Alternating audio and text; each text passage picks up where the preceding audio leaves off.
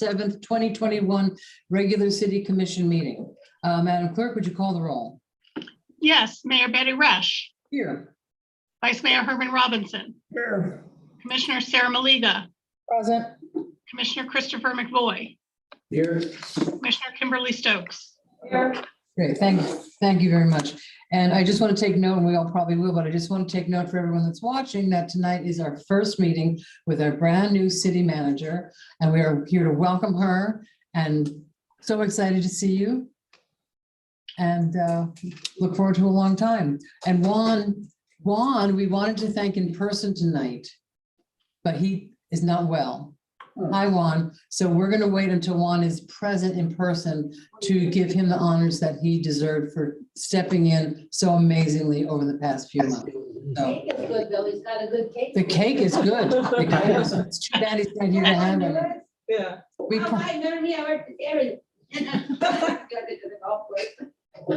Okay, so for now we're going to start invocation. Mona says. Mayor, I'm sorry.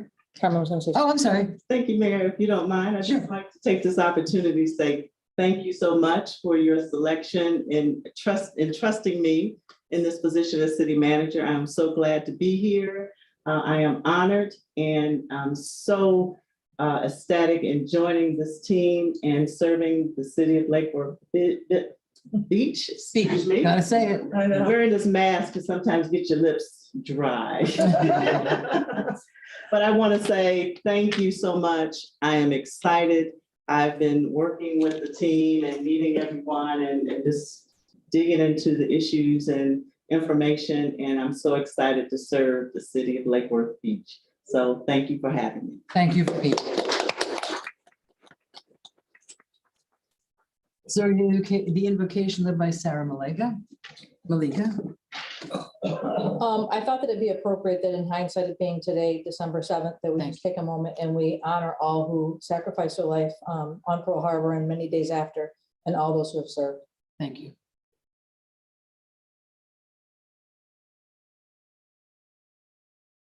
Thank you. Amen.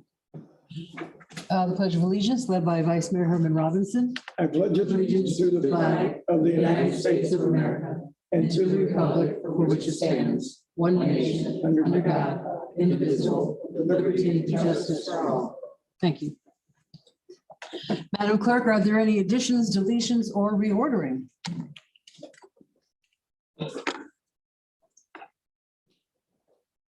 Madam Clerk? Can't hear you. Whoops, you're muted. I'm muted, I'm sorry. That's okay. Are there any additions, deletions, or reordering? There are. So consent I and J, which are ratifications of the collective bargaining agreements between the city and PMSA and PEU, have been added.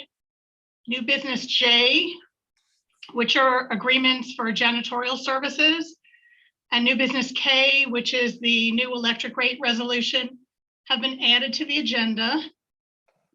And the draft agenda for December 21st has been deleted, as well as the December 21st meeting, which has been canceled. Okay. And that's all I have. But we still have the December 28th electric utility meeting planned, correct? As far as I know, yes. Okay, great. Thank you very much. Well, let's get started then. We have let me start again. We tonight have a presentation by Representative, that's hard to say, David Silver. So we want to thank him for coming in and giving us our time. And you've got about 10 minutes. Thank you, Mayor. Is this on? I don't know, is that on? Does it Touch the side. touch, there's a button on the side. Hello. That's, yeah, that Yes, works. it's on. All right. Thank you, Commission. Thank you, Mayor, for having me here today. Sorry I wasn't able to come earlier after session. The schedules got jumbled up. So thank you very much for having me at least now. Sure. Give a little bit of, I'll touch a little bit on the 2021 legislative session. I'm going to talk a little bit about the 2022 proposed legislation. Great. Coming up the session. So first off, happy holidays. Happy holidays. Everybody's having a nice holiday break and ready for the new year and having a nice holiday break. So let's go back to 2021, and I want to just speak briefly on some of the legislation that passed I'm sure the Senator Berman, maybe Representative Caruso, and maybe Representative Casello, and Representative Party. Hardy, sorry, thank you. Maybe briefly on some of the legislation that passed. There was some controversial legislation that did pass. That there was a bipartisan wave against it. Unfortunately, it still passed. It was the transgender bill that it had in sports. That was very controversial because why go after students? Why go after children? Quite frankly, for political. And ironically enough, the party, a member in the majority party in the Senate, gave the most emotional speech against the piece of legislation. It still passed. But unfortunately, the governor did sign it into law, and here we are. Hopefully that'll change in 2020. That's awesome. Oh, we did have a record budget, the 2021 legislative session, $101.5 billion. And part of that was, I guess, there was a little bump in that because of the special session we had a few weeks after the end of session with the Seminole Compact. I'm sure you're familiar with that. If anybody here is not familiar with the Seminole Compact, it allows gaming to expand in the state of Florida with regard to sports gaming. And that was just challenged in court and was struck down. But that's going to be, I'm sure that's going to be appealed and appealed again. And we may have a special session in the middle of session for this Seminole Compact. But there could be a positive impact here, right here in Palm Beach County. We have the Kennel Club, and I know that they were hoping that it would stand, but it's right now it's up to the courts. So it's kind of in limbo, fortunately. Last session, I was able to, now I don't know if you're familiar with the legislation I've been passing in the last 4 or 5 years, has been focusing on mental health for children. My first year in the legislature, I created a task force to investigate the use of the Baker Act on our schools and within our school system on students. Yeah. That perhaps it shouldn't be being used, it may be being abused, whether it's in Palm Beach County, Dade County, Polk County, it doesn't matter. Throughout the state, the amount of minors being Baker Act is skyrocketing at an alarming rate. So I wanted to shine a light on this issue and see just maybe there could be some students that don't need to be Baker acted. I mean, it's extremely traumatic experience for anybody, an adult, let alone a child. And my sister's a clinical, she's a child psychologist. And she brought to me stories a couple of years ago, and it really triggered my interest in this because that's not my background.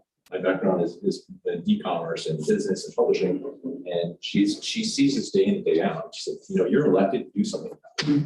So I said, okay, Fix it. fix it.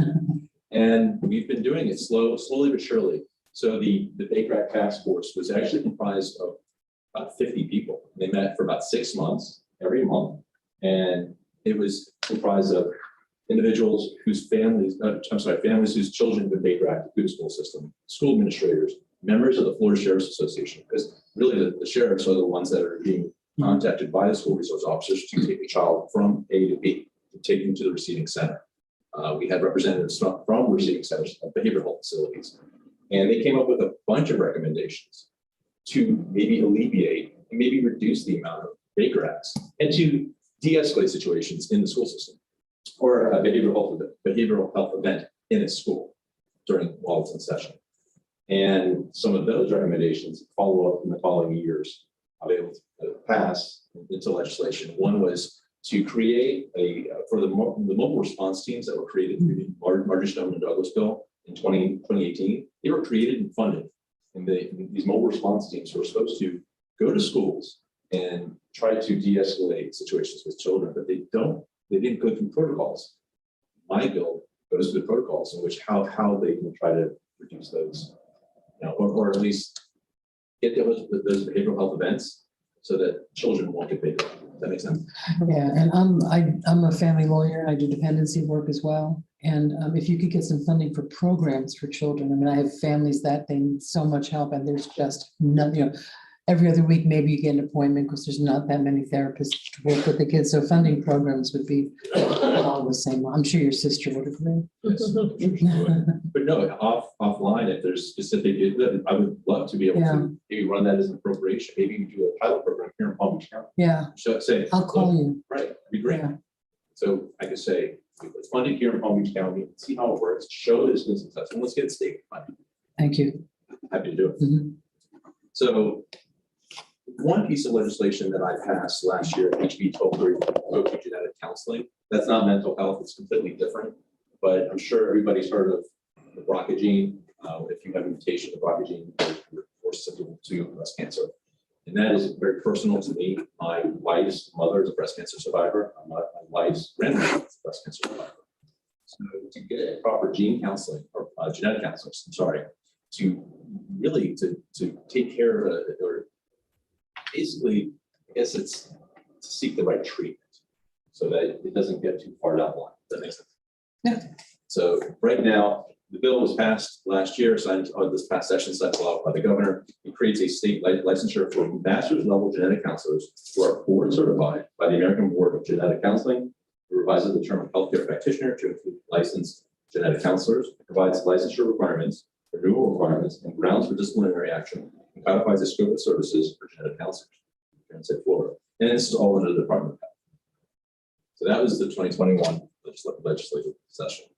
I still have another minute or two. Yeah, but Okay, I'm good. I know the big No, buzzer, beep. that was not the real beep is a horrible, horrible sound. Okay, But we're gonna ignore it, Madam Clerk. We're gonna let, since Senator's been here, let's let him go. before I go on to 2022 proposed legislation and appropriations, if you have any questions regarding 2022, do you have any questions on 2021? I don't. No questions, just I know that you've been working from the time you arrived in Tallahassee, you've been working on the Baker Act issue. And that's how much time it takes to make a difference. Yeah, it takes years. Yeah. It really does. I appreciate it. I realized early on in the process, even though I'm in the minority party, that the majority party does have significant control over both chambers, but staff does too. Mhm. You work with staff, treat them with respect, and you get a lot done in Tallahassee.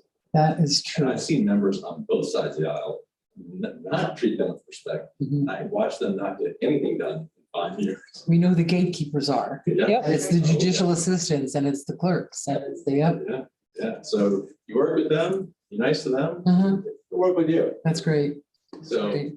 yes, so that's, Thank you. that sums it up. In 2022, I have currently 3 bills filed, and I've got 3 more in drafting. One is the Family Caregiver Certified Nursing Assistant Program. I'm actually working with Senator Powell on that bill. This bill requires the Board of Nursing, in consultation with AHCA, the Agency for Healthcare Administration, to develop a program to train and certify family caregivers as certified nursing assistants. It specifies requirements for a program, authorizes family caregivers who complete the program to take nursing assistant competency examinations, and provides such individuals, provided that such individuals pass it, that they're eligible for certification as nursing assistant if they pass those exams, and provide conditions on certification for individuals who obtain certifications as nursing assistants. Now, the reason why this is important is Senator Powell has several constituents that have homebound family members, Mhm. and this program doesn't exist here in Florida, but they exist in 5 other states. So these people, they may have family members that still live here, but maybe a father or mother has moved to another state to care for that family member. Generally, it's a child that is perhaps homebound. And we would like to be able to bring those families back here, bring families back together. Mhm. And it's been successful in states. How does it work? I- How does it work? Do they become a CNA and then they can get funds for caring for their family member? Through insurance, yes. Yeah, okay, that Currently, makes there- sense. Yeah. Currently, there is none, Keeps people out of nursing homes. correct? Great. So we actually filed this bill last year. And for some bizarre reason, there was a problem with drafting, and we got it filed at the last second, but then staff on the Senate side said it was the drafting error was too late, and it kind of screwed the whole thing up. Let's just move Let it on. go. The drafting issue's over with. We got it filed, ready to go. It's great. And then we have so this is interesting. The senator brought this bill to me. I thought, okay, I'm a pet lover. I don't have a pet, but I grew up with a dog, and I love dogs, cats, pets, in general, but she brought an issue to me of it's about animal cremation. There's nothing statutorily that requires, if you're a crematorium for animals, you don't need to follow any kind of guidelines. You can just cremate the animal and never show proof that it was that animal that you cremated. Right. And what happened was there was a constituent who made a complaint or had an issue, but basically the Department of Agriculture and Consumer Services, DACS, they couldn't do anything because there's nothing in the books. We can look into it, but there's nothing that we can do. So what happened was this woman she lost her pet cat. She had the cat cremated, but the DNA sampling when she got it back showed it was human remains. Ew. Yeah. Ew. Yeah. Beyond creepy. Yeah. That's scary. Yeah. So this is the animal HPV 8. That'd be the I DNA. think I thought you were gonna say like hamster or something. Yeah, really. It's human DNA. Wow. Animal cremation requires provider of companion animal cremation services to provide individuals and entities a written description of services, requires entities to provide such description to owners, but or the representatives, requires providers to include certification with returned cremated remains. There's no certification. Now it's Oh, no. It provides penalties and private right of action. It provides certain acts that are unlawful and certain violations are unfair or deceptive acts. It requires specified fines to be paid into DAC's General Inspection Trust Fund. People may think it's not that big of a deal, but if you lost a pet, it's a family member, and you want to make sure that there's some dignity. We have shelves of little wooden boxes. I'm sorry. We have shelves of little wooden boxes in my house. So you know. And we always know, it's like, I don't know. But no, that's good. That's good. Thank you. Thank you. And then one other bill, I don't want to take up all your time. I do want to mention there is one mental health bill that I'm working on with high school counselors. They want me to, they actually came to me, the Florida High School Counselors Association, Florida, they wanted me to run this legislation. And they brought to me this issue that I thought was a little appalling. So I'm going to give you a situation. There's a high school counselor provides mental health assistance or behavioral health assistance to a child, student in school. But because of perhaps budgetary cutbacks, that counselor now has to assist in the cafeteria, or they have to assist in another area of the school during session, but not in their office, and provide that behavioral health assistance to that child. Well, there was a child that went to this behavioral health counselor's office and said, I don't want to, I want to come by and say goodbye to counselor so-and-so. And the assistant said, are you moving? The student said, no, I just don't get living anymore. Hmm. So the assistant ran to alert the counselor, and the counselor, who at that time was working in a high school cafeteria, said, I'd like to go help that student. And the person who was in charge said, no, you can't leave your post. We need you there. Oh my God. And that counselor, I believe, quit. Said, I'm going to go help this student. You're going to fire him. So this bill, which is not a bill yet because it hasn't been filed yet, still in drafting, and I get it out in time, that requires, or at least sets limitations on what can and cannot be done or required of a school counselor. And if there's an emergency situation, that counselor can leave that post immediately to provide assistance. Great. Thank you. Important issues. Yeah. I know there's a lot going on. The alimony bill is a big thing up there right now in my neck of the woods. Sure. We're not happy.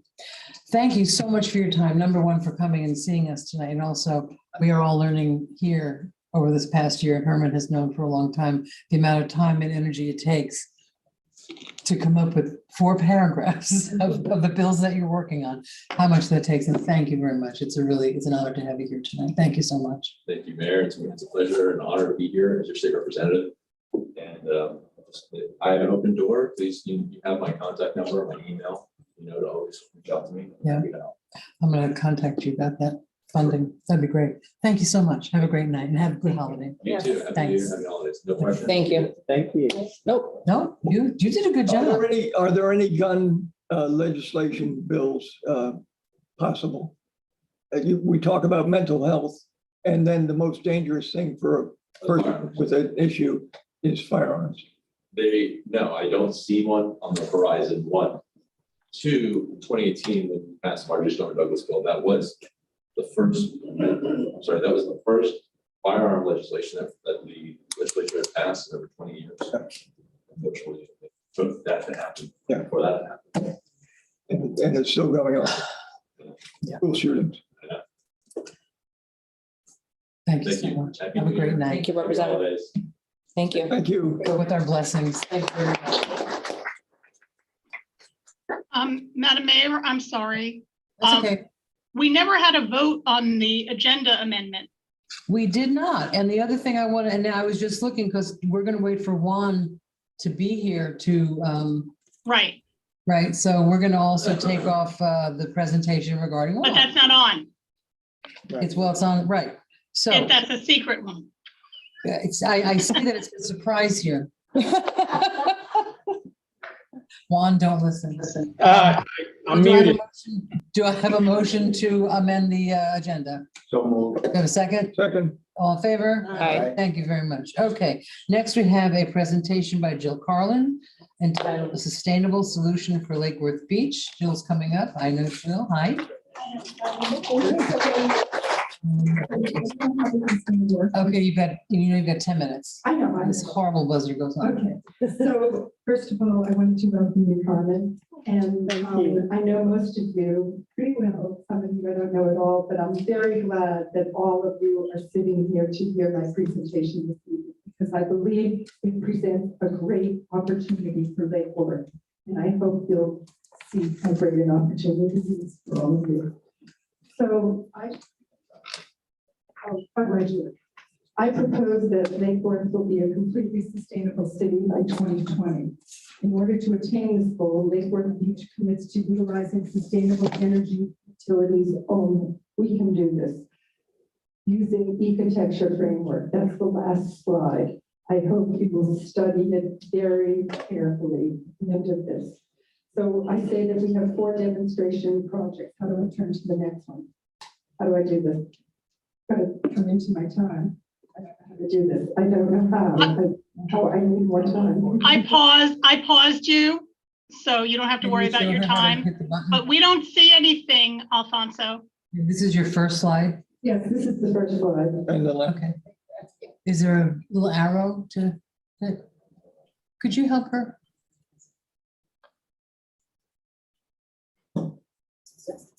You don't see anything where you are, Melissa?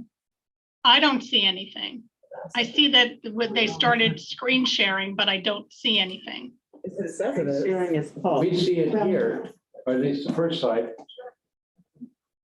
Your screen sharing is paused. There you go. Thank you. We're good. Okay, There you go. thank you. So ask you all to have a very open mind this evening. I'm presenting a draft presentation of some very grand ideas.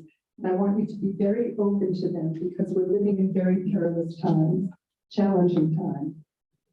All human beings need a healthy home with equilibrium with one another in the natural world, a variety of clean foods, water, and air. And the most important word right here is safe. We all want to be safe and have a comfortable shelter. This is what I am proposing for us, that we build these buildings that fulfill this need.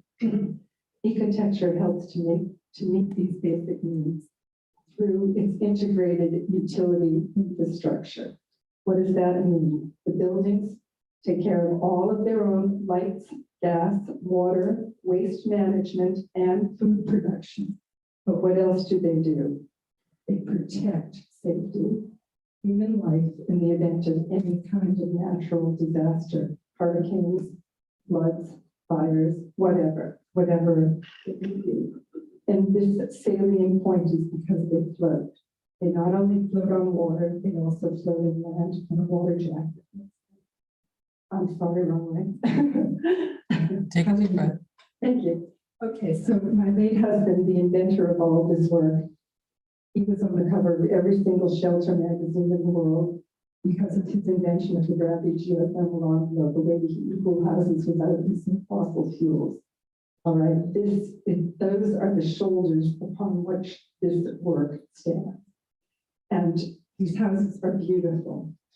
Harvard professors wrote books about them. They were, he was invited to speak where Sir Isaac Newton delivered the laws of gravity. He was also a professor at UC Berkeley in the Graduate School of Design and Planning, and he was no slouch. What he designed was studied by Lausanne Labs, by the Department of Energy, by the American Institute of Architects, a lot. The first project I proposed is right here at L&M Street. This property we own. It has been amassed over a number of years. Many people have been displaced. And now we have an opportunity to give back to the community by creating a community center here. And a community center based on the principles of ecotecture. And the principles of ecotecture are not just sustaining human life in terms of the physicality of it, but the mental component and the spiritual component. My husband said that every center of every city needs a community center, just like the old town halls, the old town meeting houses, where everybody can meet and get their needs met. If somebody needs a cup of coffee, that's where they come. If somebody needs to know how to build a sustainable home, that's where they come. If somebody wants to have fun, today I presented this at Highland Elementary School. The Highland Elementary School kids know what they want, and they all have written in a comment, so I invite you to read them all. They're really interesting. And I think we can do this. We can create a community center, but in addition, we want to keep the, what I call South Florida beach vernacular 20th century architecture. We want to keep our brand, our integrity of our brand. We can create these ecotecture houses to look like anything. They can look like the old-timey cottages, but they can be completely self-sustainable. We also need to have affordable housing on this property. We need to take care of everybody in our community. With the Gulfstream Hotel, I proposed, I travel a lot in Europe. I stay in beautiful hotels in center cities where there are no cars, like Bath, England. And I stay in a hotel room that is the size of my bathroom. And that is because ergonomic design, which has taken over all of Europe, rules how we live in Europe, how people live in Europe. And it's fantastic. We could keep the rooms the same size that they are. We could create the second building to be an ecotecture building again that could have gardens, could have parking, could have, we can explore all the ideas that we can do with that space. But right now we can keep the integrity of the Gulfstream Hotel in an ergonomic way. Thank you.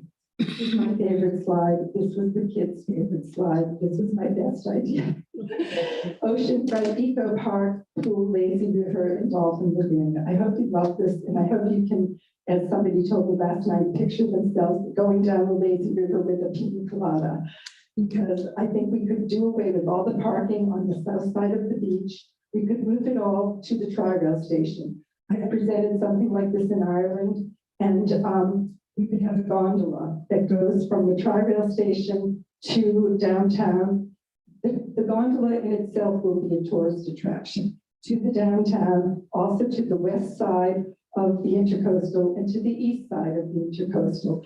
This would be a people transporter that is also could also be electric, could also be magnetic. We can use the latest of all the technologies of which I'm familiar. In addition, we can have tiki taxis that go from the east and west side of the Intercoastal. I'm proposing a skateboard park, renovate the pool the way Dawn wants it to be renovated, the way the city decides it should be renovated. I myself am a competitive swimmer. I would like to see the pool restored exactly the way it was. As a competitive swimmer, it was fabulous. But whatever the city decides to do there, we need to put in mineral baths, we need to put in walls of water, we need to make this an attraction, not just for young people, for old people, for everybody. This will be a world-class attraction. The greatest people from all over will want to come to our shores to see how we're living sustainably and how we've done away with cars at our beach, how we have adopted all of this new technology. The fourth project is at hole 1 and where hole 1 meets hole 7 at the golf course. And in that project, I'm suggesting we build a small community of completely luxury, self-sustainable homes. They have some shared amenities. We can discuss all of this in the future, but the buildings will do what Lee says they do. This is one of his drawings. It's a drawing of a self-sustainable home, so you can see they can be completely elegantly Mediterranean looking. They can look like a Louisiana house. They can look like a Cape Cod salt box. They can look like anything. It's the utility infrastructure, which is the key. We have a new utility. And it's brilliant. And all of these things that I have companies I've worked with all over the world that have the most innovative, fabulous technologies. Anna Maria actually used this slide on the left in one of her presentations. That's wind energy that is coming from those trees. It was originally conceived, I believe, in France. I have taught at the University of Miami. I just spoke to the engineering professor with whom I taught. He said, this is fabulous. He would love to partner with us on this. And Catskill University, which has been in here in town for many years. They're my very good friends. And I've been on their board of directors, and they are opening a new school. They would like to do it in Lake Worth. They would like to include sustainable development as one of their major things. For all the 11 years I've been living here, I've been saying education should be what we focus on in Lake Worth. And we must educate the children. Sustainability and education could be something that we embrace. All of this, the small, the keeping the vernacular architecture, the sustainability, education, all of the things can be our brand. We can embrace all of these, and we can be, what is it called, a subject matter expert. Our whole town could do this. We can do this together, every one of us. All we have to do is join behind these very forward-thinking ideas and be that city that's the little engine that can. We can do this all together, every one of us. You just have to have the heart, each one of you, to look inside of your own hearts and see that we can do this. These are times that are calling for extraordinary measures. And why aren't they extraordinary measures in a small little town like ours, in a town where everybody is friendly and wants to care for one another and wants to care for the earth and wants to do all the things that we say we are? Let's do it. This is the opportunity to do it. This is the playbook, as one of my friends said. So I hope that you will open your minds to this. I hope that you will ask thoughtful questions. I hope that you will in particular review the last slide, which I don't know how to go back to, but evidently, if you need a better reading of that, I can get that for you. But I ask you all to examine what you want in the world. All of those children that I spoke to today, this is what they want. This is who I'm doing this for. It was in honor of my husband, but actually it's for the children. The kids all relate to this. This is what kids want for the future. They want a place they can go and play. They want a place where all of the dolphins might come. They want a place like this. The kids are excited about this, and I hope that you will be. And I hope that if you have any questions, you can ask me. I hope that we can do future presentations, more presentations that get you more motivated along these lines. We live on the coast. Climate change is real. It is not anything other than what is real. Is that my 10 minutes? That's your 10 minutes. Thank you very much, Joe. Thank you very much. Thank you.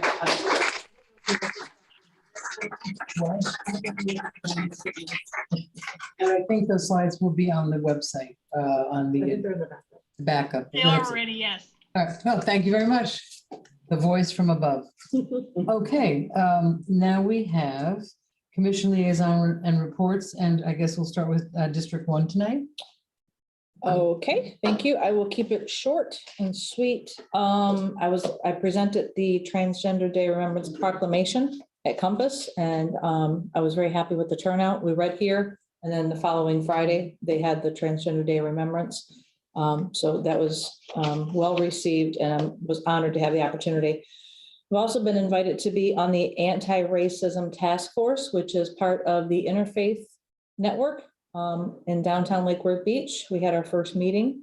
Ms. Carla Blockson invited me to be on her team, so I'm excited. You'll be seeing me wear anti-racism and e-racism shirts all during the month. And myself and Mr. Robinson and Mr. McVoy attended the Tropical Ridge Neighborhood Association, and none of us really talked because we couldn't. We just asked questions and sat there and looked at each other. But it was fun because it was eggnog and brownies and holiday get together. All that stuff. That's it, short and sweet. Thank you, Commissioner McVoy. Thank you. Compass was active this week. attended, well, many of us attended, I think all of us attended, were having to be in town when could. The World AIDS Day remembrance last week.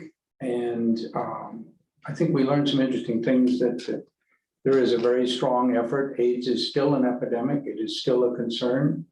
Fortunately, medication is available that lets people bring their viral counts low enough that they are not infectable to other people. We were back there again, my wife Karim and I were there yesterday for the Spanish language version of World's AIDS Day Remembrance.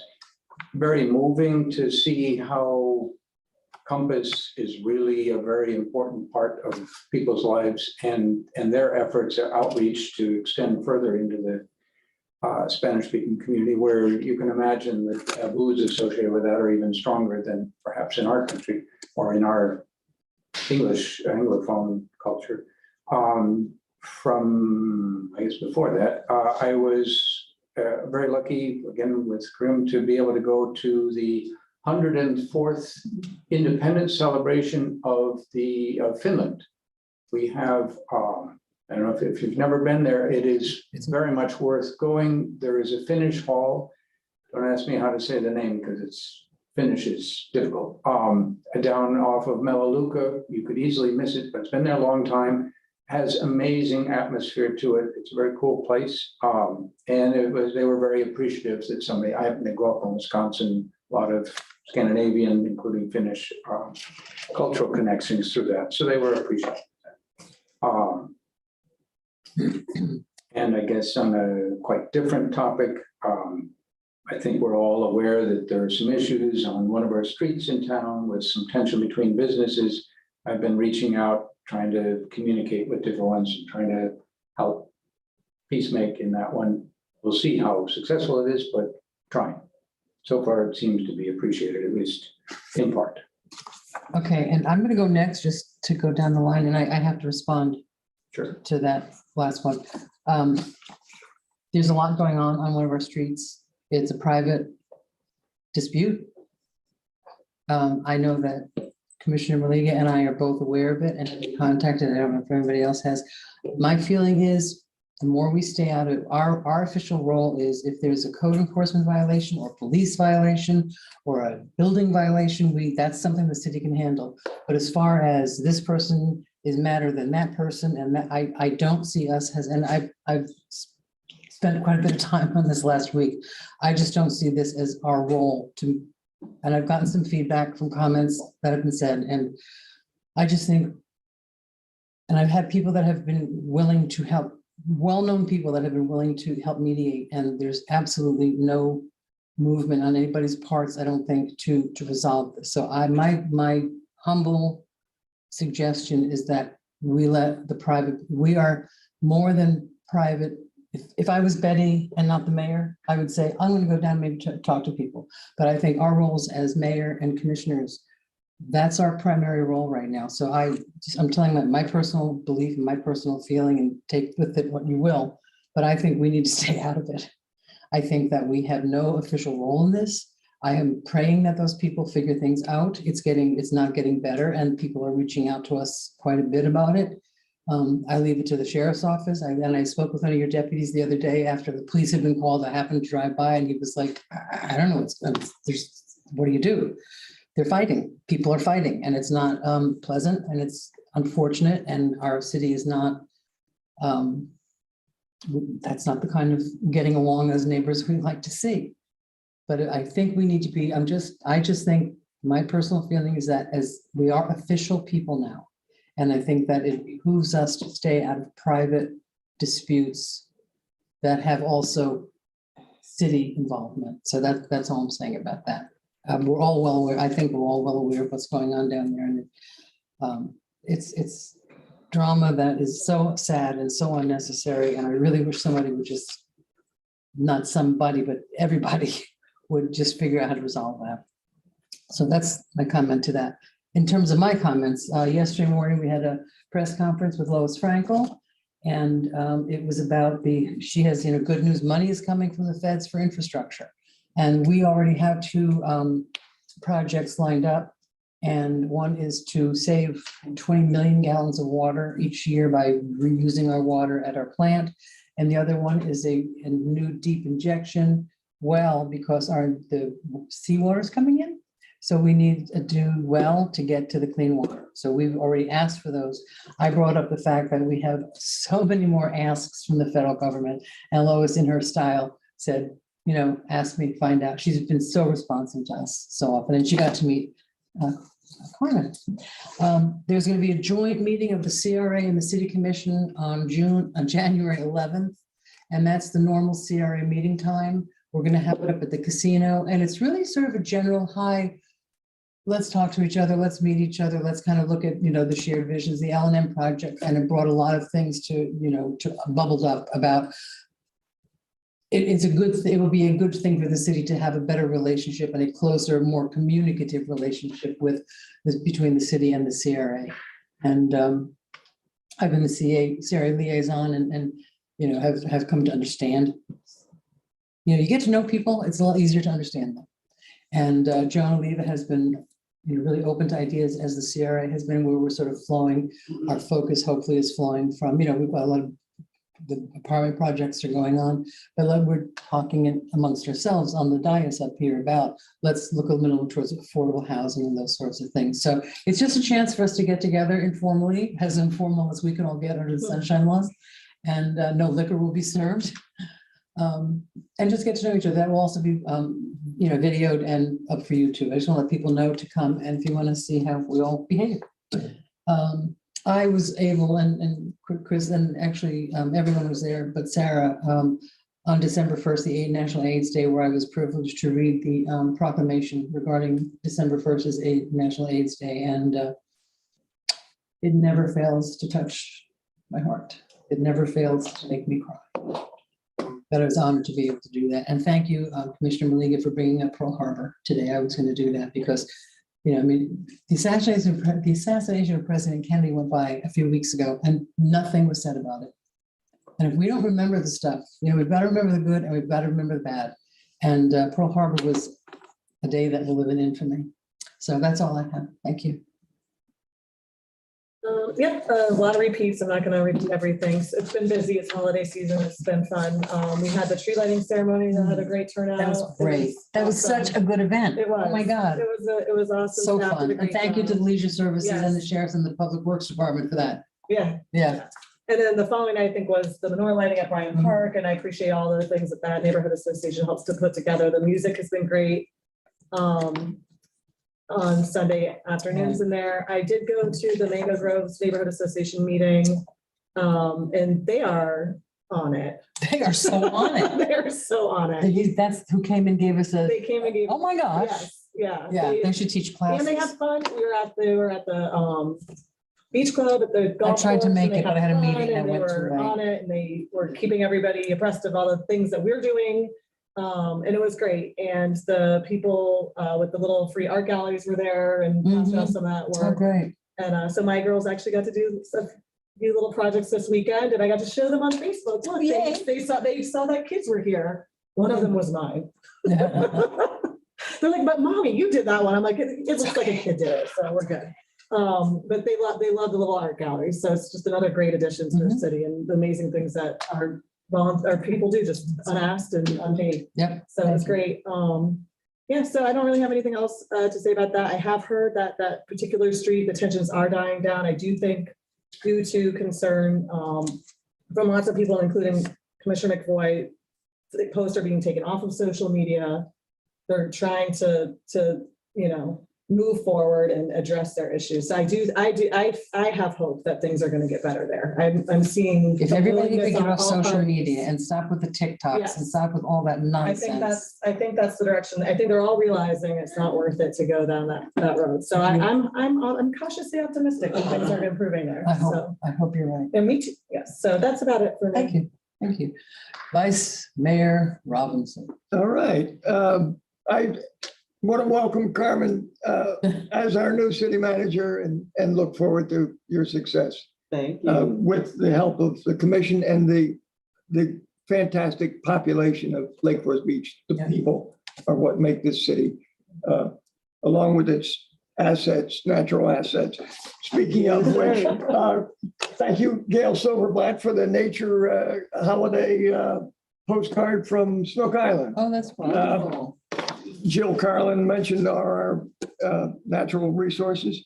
I want to mention the parade. You're going to see a lot of people downtown on Saturday night. And with that, I want to thank Vicki and J.R. Fry for always giving us transportation of special sorts. I'm going to mention the J Street issue as well. We're a city of laws, and behavior is regulated by laws. We can't legislate or regulate personalities. And so I only expect us to follow the rules and regulations. And if we don't, there are consequences. So the personalities are one thing, but rules and regulations and the expectation of civility with our citizens and businesses is expected. Well said. I want to thank the Cultural Council for their children activity. We had a good time. Yes. Oh, that was so cute on Saturday. I saw everybody there. Yeah. It was great. It's wonderful to see the kids, our growing youth of Lake Worth Beach. Want to thank Lois, Representative Frankel, for showing up and the question was whether Tallahassee could interrupt the intent of the federal money to do good. And she assured us that the grant system is in existence now and will not be affected by Tallahassee's alternative ways to spend money. I'm going to mention Pearl Harbor was war. Guns are, we have a nation of guns that are weapons of war. And I've mentioned it before. I think you weren't. You're going to repeat yourself? I'm sorry? You're going to repeat yourself, Harm? Well, I have to, because it hasn't stopped. And we need to recognize that guns and there's no reason why we should be having, I'm going to say, churches create classes for concealed weapons. I'm really concerned about our acceptance of more guns and the danger of mental health and guns availability. William Waters, happy birthday, wherever you are. And get well so we can celebrate your past and look forward to your future. And it's the holiday season. Let's keep in mind all the charities that we can help to help others. Happy holidays. Thank you. Okay, now we have public participation. I have one blue card from Cheryl Raskin.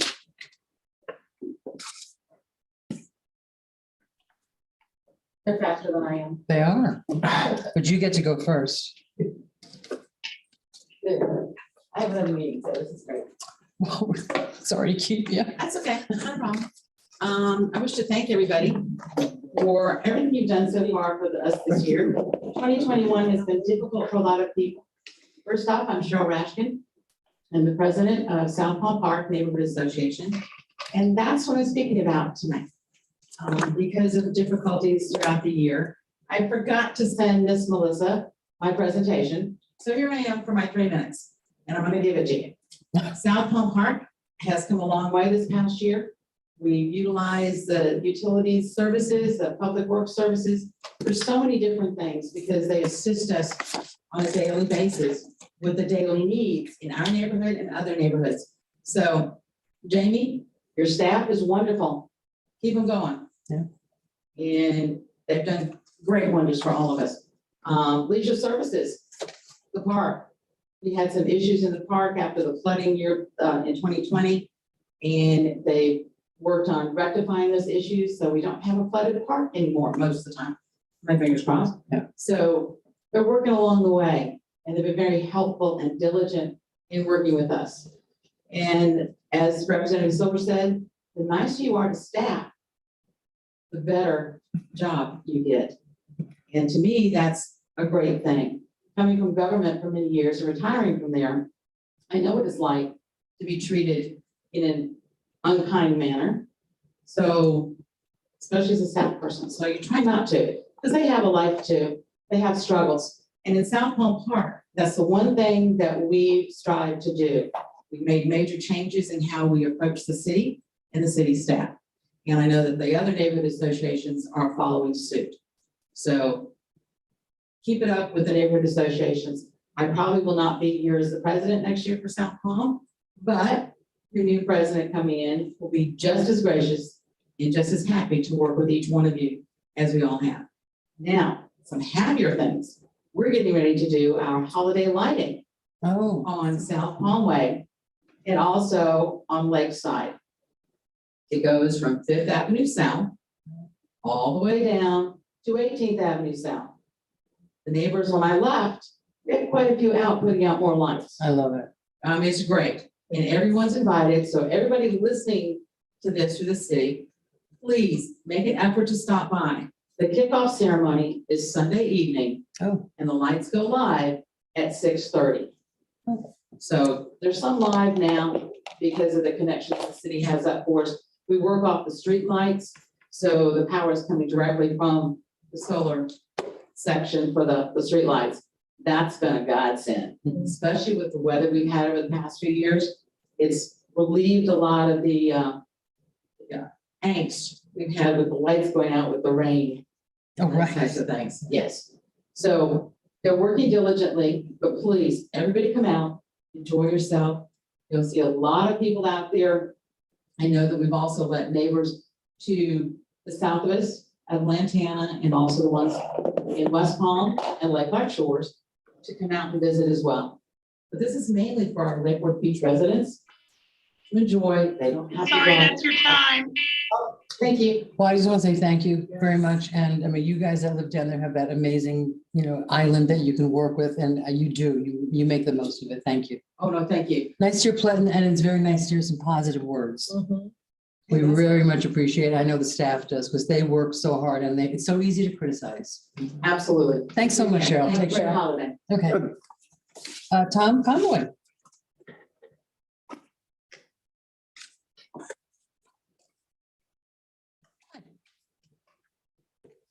Tom Conway, 30 South End Street, business owner, Madam Mayor, Commissioner, Honorable Commissioners, new city administrator. I want to thank Jill Carlin for putting that big dream together for you guys. What a great space to come into on the very first day with all these dreams on the table. Listening to Jill's presentation, two things really stood out to me. One was the lazy river. That sounded so cool. I wanted to just, jump in. The other was the gondola connecting the tri-rail all the way to the beach.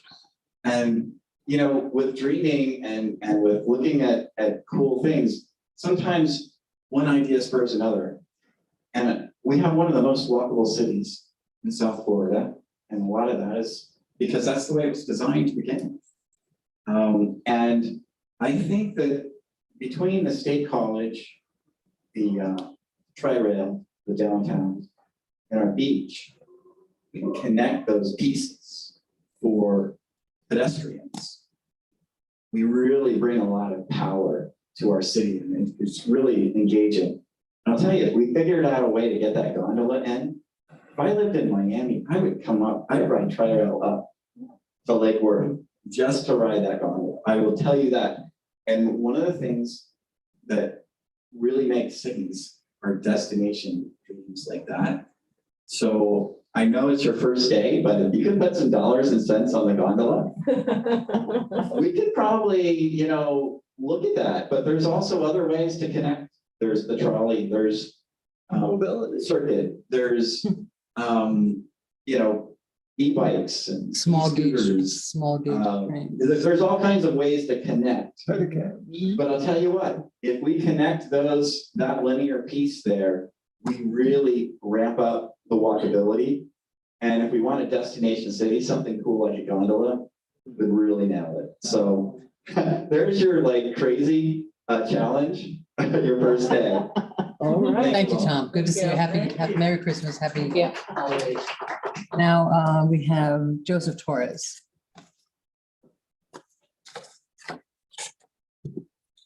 Hi, I'm Joseph Torres, 512 North H Street. And I just saw yesterday, electric golf court in a state, I forget, Colorado someplace, and they are doing that. And it's a business. Free rides, actually, just pay by tips or whatever, but it's good. But I'm here about the ongoing deplorable conditions of Travelboro Ridge. And I'd like to first start talking about H Street, which is high traffic, and it's just been recently paved, which was desperately needed. What saddened me is it was not made on way.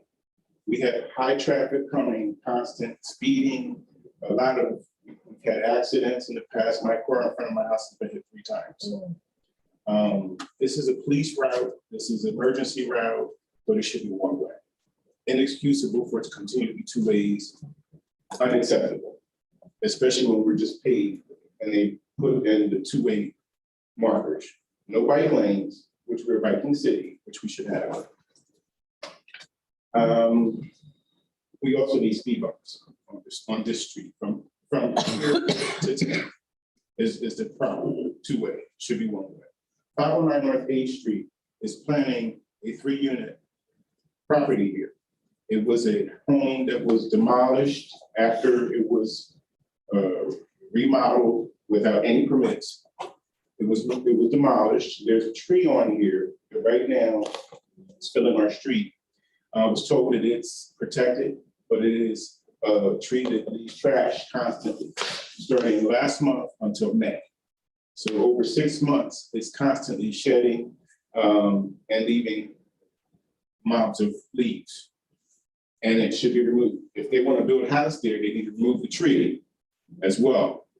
But where's the parking for these 3 families they want to put on this 1 lot? Where's the parking? There should be there should be enough parking for the 3 families, for the 3 units that they want to put there. There's a business at 521. We're going to talk to Captain Bear about that. I'm sure he's aware. We have a lot of overdoses. There's a bar out next door to it. And since it's been open, there's been over 5 overdoses. There's a lot of heroin activity and so forth. People come out shooting right in front of where I park my car at. It's a lot of activity on 5th and H, where there's not policing in the alley at all. There's people for 8 years. I've been looking at the same individuals coming back and forth, parading and networking to keep it going. They're also at the Howland Alley is a 2-story building that's been remodeled. I don't know what they intend to make it, but it should not be a residence at all. Because right next door, the residents who we're already dealing with has constant trail of activity. DCF needs to be contacted to that residence as well. Next door to me, 2 doors down, I think it's. Time is up. Thank you. You can always email us as well, Mr. Torres. Thank you very much. Okay, I believe that's the end of the public comment. I have a question, Debbie. I have quite a few people that wrote comments. Yes, and that's for, those comments are presentations. There's no comments for presentations. Oh, in public, Right, presentation at the end of the Yeah. meeting? They, and I'll say it, and I spoke with the clerk about that earlier. I'll put it out there. The letters will be at the clerk's office available. If people want to see them, they can come and read them. So you're not gonna read them? No, because it's a presentation, we don't do that. Okay, and it was an agenda item, so it's not a non-agenda item. So we are taking note of this. They were all very supportive letters. No, I hope you guys will. We will absolutely read them. The kids have written in. Yes, ma'am, thank you, Jill. Yes, we are absolutely going to read them. Just not out loud tonight. That's where they need to be read. Okay. So now we are on the approval of the minutes. Do I have a motion? Motion. Do I have a second? Second. Okay, all in favor? Aye. Thank you very much. Okay. Consent agenda. Next is the consent agenda. Do I have a motion? Do I have a motion? So, Do I have a second? second, And all in favor? Aye. Approved unanimously. I just, Next, I'm sorry, I didn't hear who made the motion. Was that Commissioner McBoy? I did. it was. Oh, Commissioner- I'm sorry, because of the masks, it's hard to hear. Thank you. Now we are on public. I just want to make a comment that Treasure Coast Regional is now finally going to move forward. Well, it's an agenda item. Yeah. We've been working on it, yeah. Just contain Okay, and is that, for 109. yeah, so the Treasure Coast Regional Planning was on the consent agenda and it's been approved. Thank you for being here. Public hearings, do we have any public hearings? I see none. Yeah. Oh, I see one. A and B. I just had to turn the page. Okay, ordinance 2021-18 and 2021-19, second reading. I believe they have to be read separately. Yes, Madam Mayor. Would you care to read the titles? Yes, Madam Mayor. Do you want me to read them? What Sure, just we're on the record, we're splitting them into two separate ordinances. Okay, how about I read the first one? We'll take a vote on the Perfect. first one. That's saying, All right, ordinance number 2021-18 of the city of Lake Worth Beach, Florida, amending the city's comprehensive plan, future land use map for a small scale map amendment from the future land use designation of mixed use east to the public flume designation. Properties located at 706 South H Street and 710 South H Street, more fully described in Exhibit A. Providing that conflicting ordinances are repealed, providing for severability, and providing for an effective date. thank you. Do I have a motion? Motion to approve. Do I have a second? Second, By by Vice Mayor Robinson, all in favor? Aye. All, any opposed? Motion passes unanimously. Ordinance number 2021, the other one, 19. Thank you, Madam Mayor. Ordinance number 2021-19 of the City of Lake Worth Beach, Florida, amending the city's official zoning map from the zoning district of mixed use Safety Highway to public on properties located at 706 South H Street and 710 South H Street, and as more particularly described in Exhibit A, and provided for severability, conflicts, and an effective date. Thank you. Do I have a motion? Can I ask one question on this one? Sure. Do we have, because I believe, is it true that the city is purchasing these properties for use for electric station? Yes, the substation that's currently at 6th Avenue South near the new Dunkin' Donuts.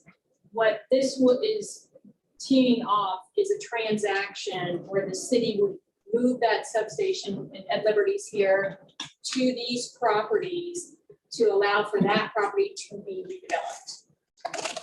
And I guess my question, thank you for that clarification. My question is, does the timing of the change of the land use that we're providing here have any effect on the price that we wind up paying for these properties? No, with all city purchases of real property, appraisals will be involved, and that will dictate in some respects the amount of exchange for this property swap.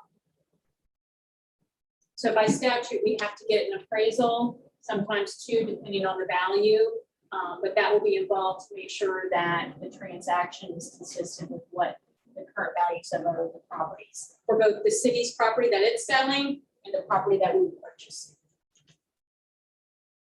Okay, thank you. So did I have a motion? Did we do a motion in a second? can we get a comment from a short comment from Mr. Liberty? Short, like I said that. About Calling him short, or are you asking him to short with his efficiency comment?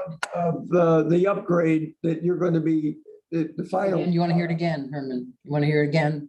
Okay, we've been through that. Just make sure He said short. everybody understands that this is an electrical upgrade Right. as well. And efficient change. Madam Mayor, at Liberty, Utility Director, for the record. Carry on, sir. Yes, this is important to us. This would allow us to build a new substation, which will replace the existing 6th Avenue South substation. So the new substation will be built on these two new lots. And then we would reroute the circuits and upgrade them to 26 kV to be fed from this station. including circuits that currently come out of what we refer to as the 4 kV house at the power plant, which date back to the 1950s. That equipment, which powers most of the downtown, by the way. And we would relocate all that stuff over to the new substation. And then the old substation, eventually, when it's out of service, as soon as the project is over, would be brought down to the ground. You remove all the electrical equipment. Any remediation of the property that has to occur would take place, and then we would transfer it or sell it rather to the Dixie Capital. That's the plan. And we've already done an environmental assessment of the properties that we would acquire to make sure that there's nothing there that we need to be concerned about. And there's nothing. There's nothing. Great. This also gives us the ability to build a new substation in a safe environment, meaning that it will be de-energized while we're working. So we don't have to build a new station around live equipment, which we're currently doing at 7th Avenue North. This would be simpler, just to be working in a station that is not yet energized. It sounds like it would be much safer. A lot safer. Thank you very much. Motion to approve. Thank you. Do I have a second? Second. Do I have all in favor? Aye. Okay, motion carries unanimously. The next one up is public hearings, as I see. The next one is B, which is the second reading of ballot language setting term limits of 2 consecutive terms. This is the second reading. Did we change this? Is that why we're not doing all of them tonight? This one was delayed because this one we tweaked the language. The language, okay, I just wanted, The other ones have been. they're all done, they're all, okay. Oops. Okay, so ordinance number 2021. Ordinance number 2021-20. Would you read it, Madam Attorney? Thank you. Yes, thank you, Madam Mayor. Ordinance number 2021-20 of the city of Lake Worth Beach, Florida, calling for a referendum of the qualified electors of the city of Lake Worth Beach to be held on March 8th, 2022, as to whether Section 2 of Article 3 of the City of Lake Worth Beach Charter shall be amended to provide term limits for the position of mayor and commissioner, providing for notice and advertising of the referendum, providing for the referendum canvassing, providing for severability, codification, repeal of all conflicting laws, and an effective date. Thank you. Do I have a motion? Motion to approve. Do I have a second? Second. Thank you. So many seconds. We'll take Commissioners, we'll be that side of the dais. Commissioner Stowe, seconded. All in favor? Aye. Thank you very much. Okay, now we are on new business A, which is the first amendment to the agreement with Trip Electric for motor and pump repairs. Do I have a motion? Do you want some staff? Thank you. A staff report. Thank you. Brief staff report. Mhm. Madam Mayor, Commissioners. Thank you. To the new city manager. Thank you, sir. First reading. Brian Shields, Water Utility Director. Real simply, this is a piggyback of a contract with Martin County, Trip Electric out of Belgrade. They do our pump and motor repairs on an annual basis. And this extends it through FY22 at not to exceed the cost of $100,000. Thank you. Do I have a motion? By Commissioner McFoy, second by Vice Mayor Robinson. All in favor? Aye. Motion passes unanimously. Thank you. Item B is amend professional services agreement with NZ Consultants to allow for additional expenditure of funds for services. Mr. Waters or Ms. Sita? Madam Mayor, Erin Cedar for the record, Assistant Director of Community Sustainability. As you know, we've had some vacancies in planning, zoning, and historic preservation. So this allows the transfer of some of those staff dollars, salary dollars into professional services contracts until we can fill those positions. Okay, and we want to thank the remaining staff for hanging in there and keeping things going. And How are the applicants? Are we getting? yeah. So we just actually filled, we had our senior planner, we upgraded it to a principal planner position. We've hired a new planner in that position who has 16 years of professional experience in and around the South Florida area. And in fact, I have previously had a brief overlap with him at Palm Beach County. So he's extremely qualified and he's just been here 6 days. So. And he hasn't left? He's still here. No.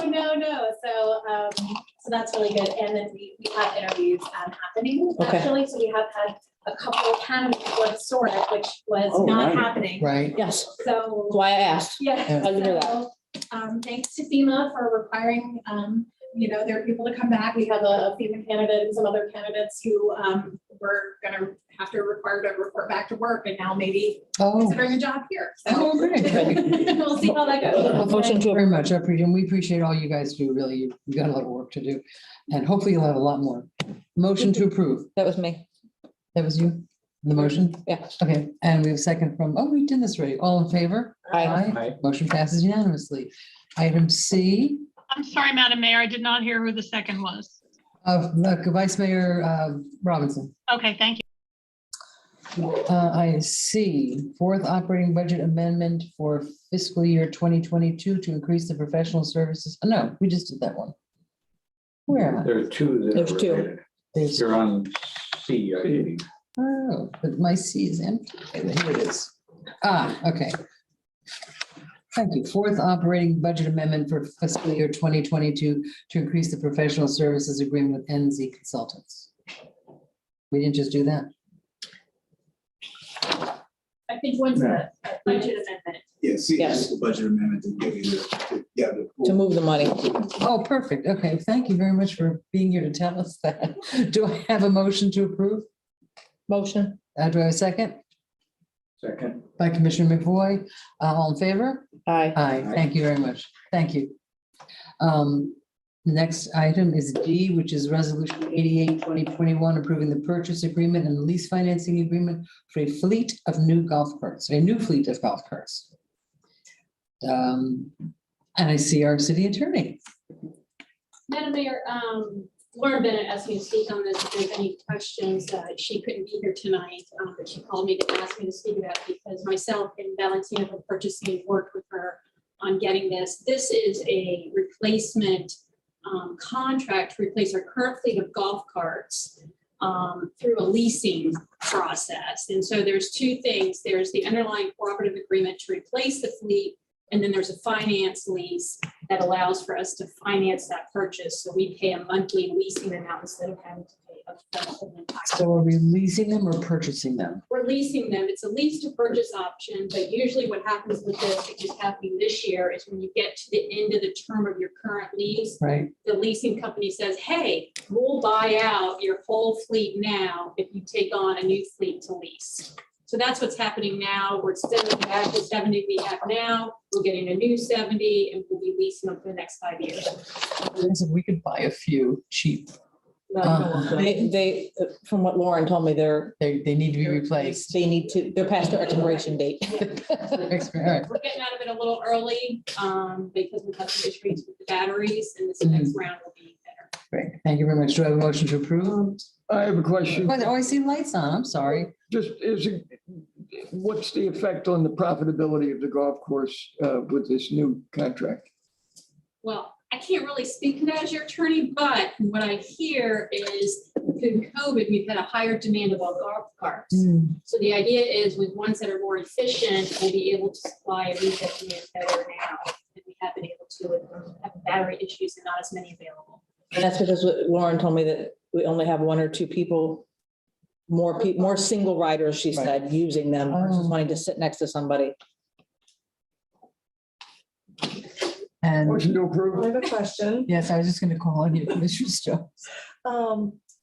So for this lease, I don't know how it is in government, but for this lease agreement, it shows in 2026, we either have to buy out these golf carts for $279,000, or we have to enter a new agreement with them. We can't, there's no guaranteed buyback from them in 2026, like when I go lease a car. Right, there's not, and we would have to buy them out, but So I we're think with this them is the third forever? time- I think this is the third time we've done this, but usually what happens when you get to close to the end of the 5 year, like if you lease a vehicle, when you get close to that 5 years, they contact you and say, hey, we'll buy you out of your current 5-year deal if you'll enter a new 5-year deal. Yeah, it was reading, city's obligations under the lease financing agreement are subject to the annual appropriation by the city and therefore do not constitute a general obligation or indebtedness.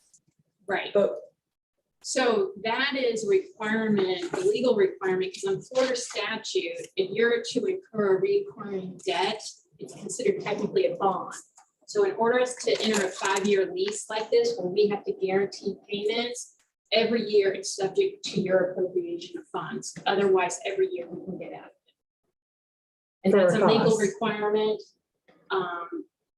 We would terminate before the beginning of the new fiscal year. and if we did terminate, we would, I'm assuming we'd just have to pay that 200,000 plus. Right, we'd have to pay it or we'd have to give the golf carts back. Or give the golf carts back. That's not bad. Yeah, Because golf course makes money. And nobody wants to walk in the heat. No, Commissioner McVoy. And I don't know who this question would be for. So it's perfectly fair for you to say, not my thing, but it's just curious to me that if these golf carts are in such bad shape that they're no use to us, why does the company want to buy them back? Parts, Why do we care? parts. I mean, either they're worth something or they're not worth something. I don't know. I'm just curious on that one. That's an excellent question, and I don't know, but it happens every time it's the end of one of these. Because they want to move more, it's just like cars, they need to move inventory. Yeah. Right. They've got 76 golf carts and they've got 9,000 more on their way and they need to move inventory. And it's- Supply and demand. They'll sell them to some Yeah, unsuspecting golfers. supply and demand. You know economics. Okay, so do we have a motion to approve? I think we did. Yes. Very good. All in favor? All right. Hi. Motion passes unanimously. I'm sorry, Madam Mayor, I did not hear a second. Who gives a second to this motion? I give a second. Thank you. You're welcome. All right, next up. That's what you want to call it. Okay, resolution 89, 2021, authorizing the city to reimburse itself for expenditures incurred from projects included in the upcoming bond authorization. Do I have any staff? Ah, yes, we do. There you are. Thank you. For the record, Andre McAdam, Controller. I really just here to answer any questions that you have. This is not an authorization. This is not the official authorization for the bond. This is just an administrative step to make sure that we're compliant with the IRS in the event that we need to expend any funds before we receive the actual bond funds. I'm sorry, did you say compliant with the IRS? Yes. Motion to approve. I have a question. Go ahead. I just seeing E and then F together. So after this, we're going to be talking about our financial policies and procedures. Yes. Where we talk about not tipping into our fund balance or our rainy day fund or anything like that. So I'm just a little confused if we don't have the bond yet to fund these projects.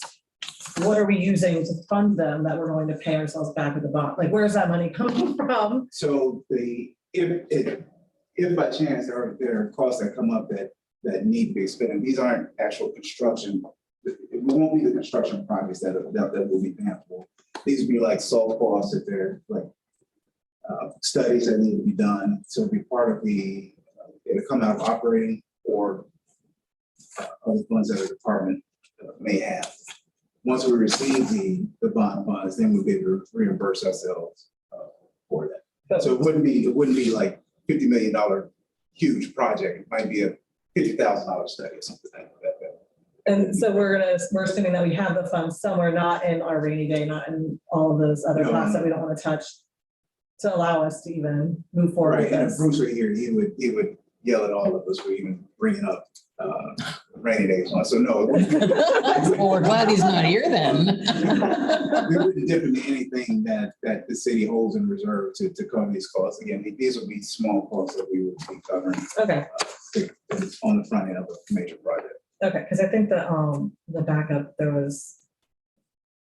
The backup was a little frightening. It's $60 million that we're approving. So I called up Bruce and I said, hey, what's the deal here? And he said, it's a technicality. You got to keep the IRS happy. Yeah. We're not really. It's just a document. 60 million here, 60 million. Well, that's kind of what I said. Soon it's real money, right? Okay, great, thank you. Okay, thank you very I much. felt reassured. As did I. I'm so glad we have a comfort level up here. Motion to approve? So I made the Oh, you motion. did the motion, okay, and you seconded it. Yeah. All in favor? Yes, sir. Aye. Thank you. Okay. Now we have item F, which is resolution 90, 2021, establishment of financial policies and procedures for the city of Lake Worth Beach. Andre, would you explain this to us? Yeah, so again, Andre McAdam, Controller. This is a draft policy that we put together to guide the city on how we save money, how we spend money, to give us benchmarks to govern how we use everything. So there are 4 key components that are detailed here. We talk about the rainy day reserve, budget stabilization reserve, capital reserve, and unassigned fund balance reserve. What we want to do is make sure we stay within certain thresholds for our expenditures. So for example, rainy day reserve, we want to peg at 10% of our general fund expenditures.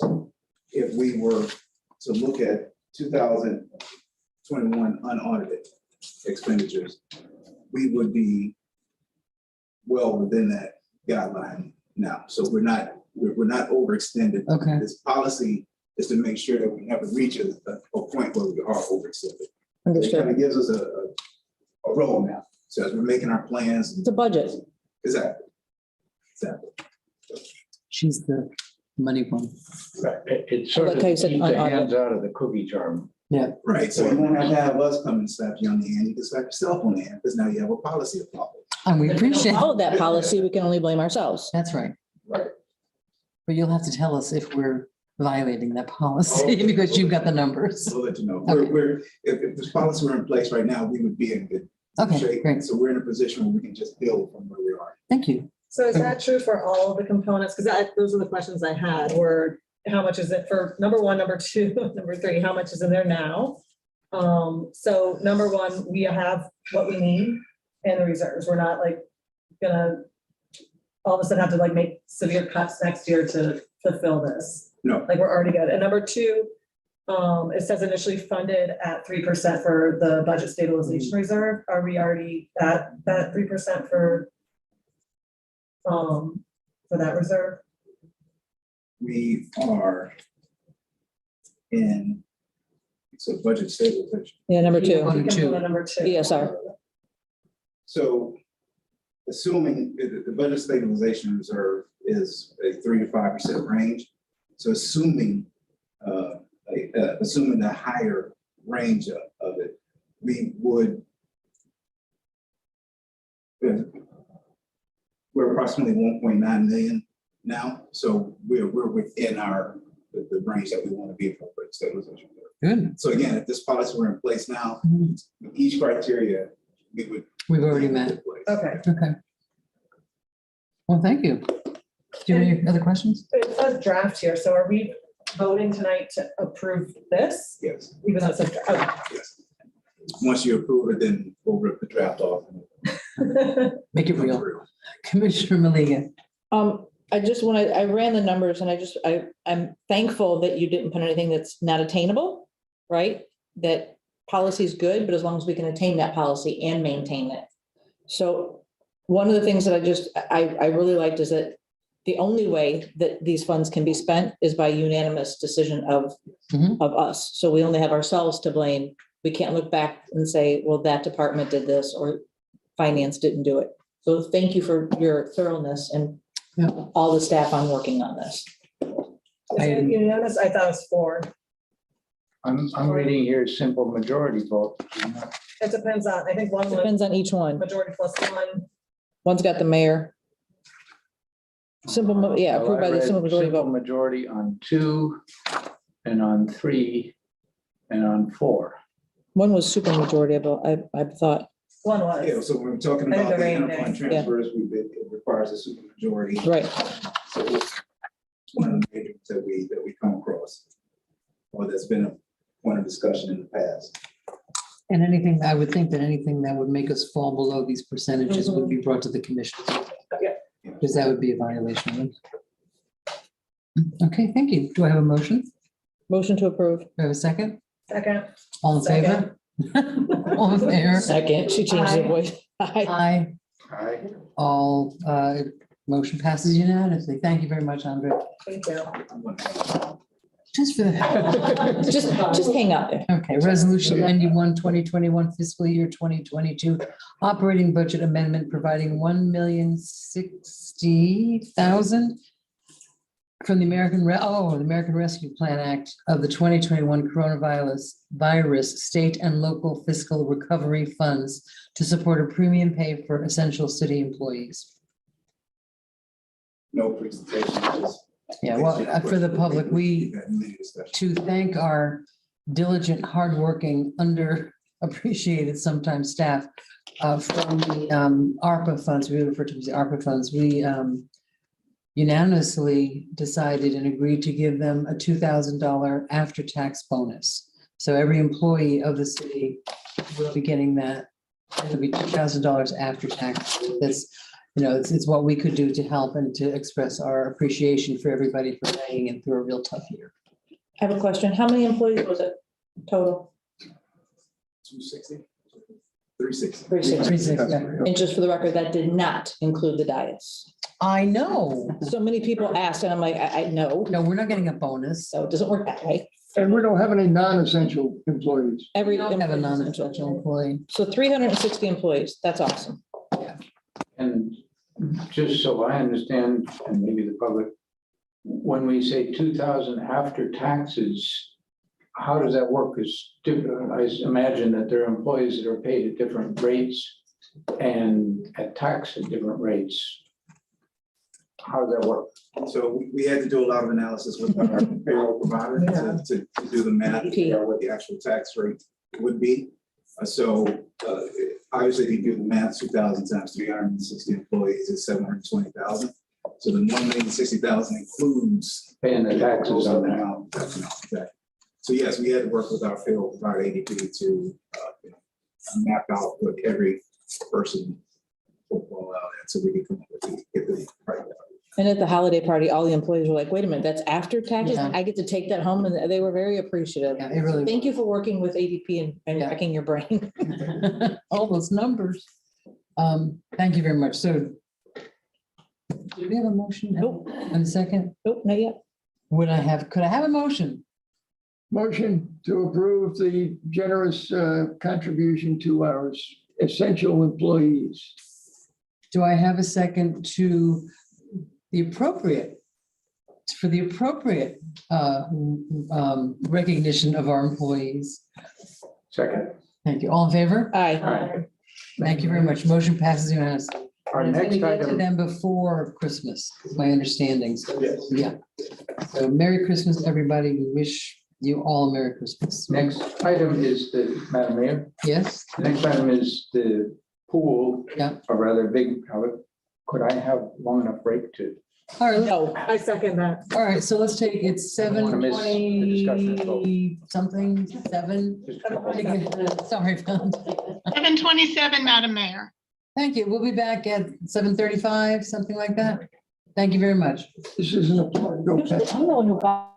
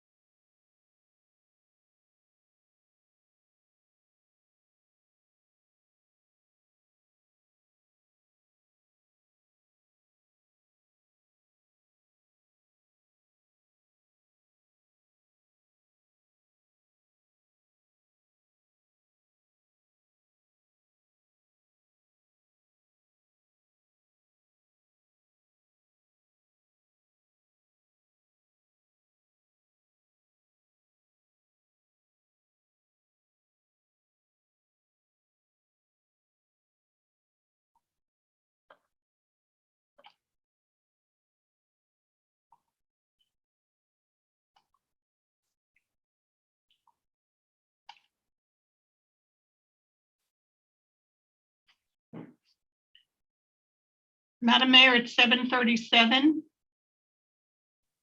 Thank you for reminding us, Madam Clerk. Now we are on new business H, which is review of the draft invitation to negotiate for Lake Worth Beach redevelopment project. And I just want to start out by saying I really appreciate the fact that the staff thought to split it up into 3 different pieces. The upstairs at the casino, or the pool, or both. And I was very glad to see that. I'm sure we all have some comments about it. Motion to approve.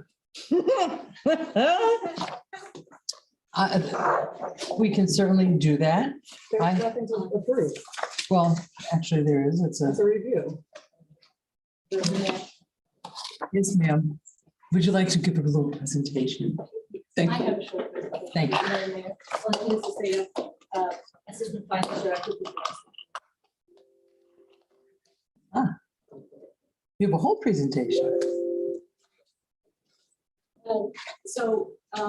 One requested me to prepare a short presentation just to present what this invitation, draft invitation to negotiate has within documents to kind of give you a short summary of the process. It's for the summary, this draft invitation to negotiate ITN. The city is inviting proposals from qualified entities to enter into public-private partnership with the city for the redevelopment of the city's municipal beach complex. Our goal is a P3 proposal, which will maximize the redevelopment potential and recreational use of municipal beach complex, including the casino building, 2nd floor, event space, the existing pool facility area, and additional adjacent areas.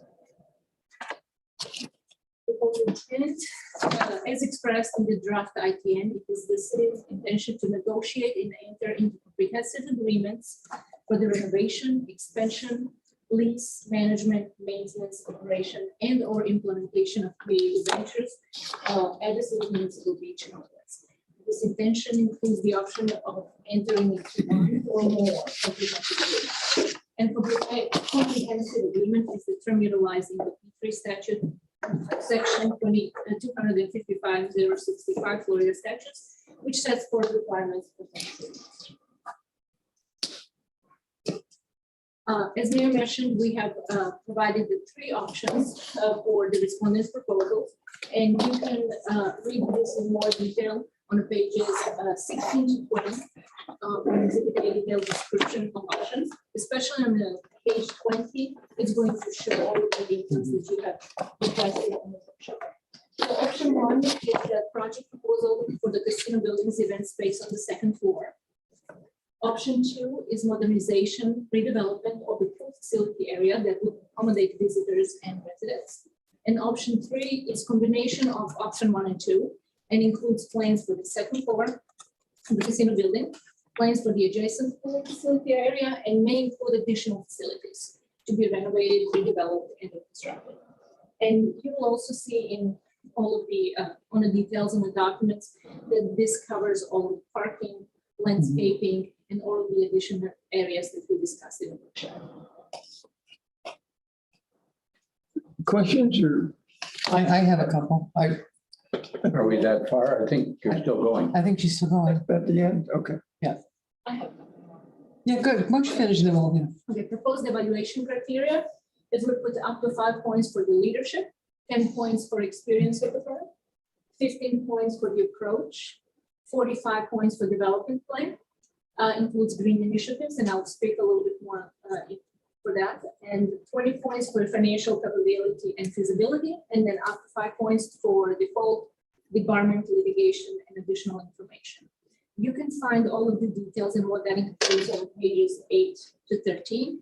On the 18 criteria, you will see the breakdown of how many points we will assign for each of these criteria. Commissioner Malega requested that we consider veteran and small business and local preference, and we can include that.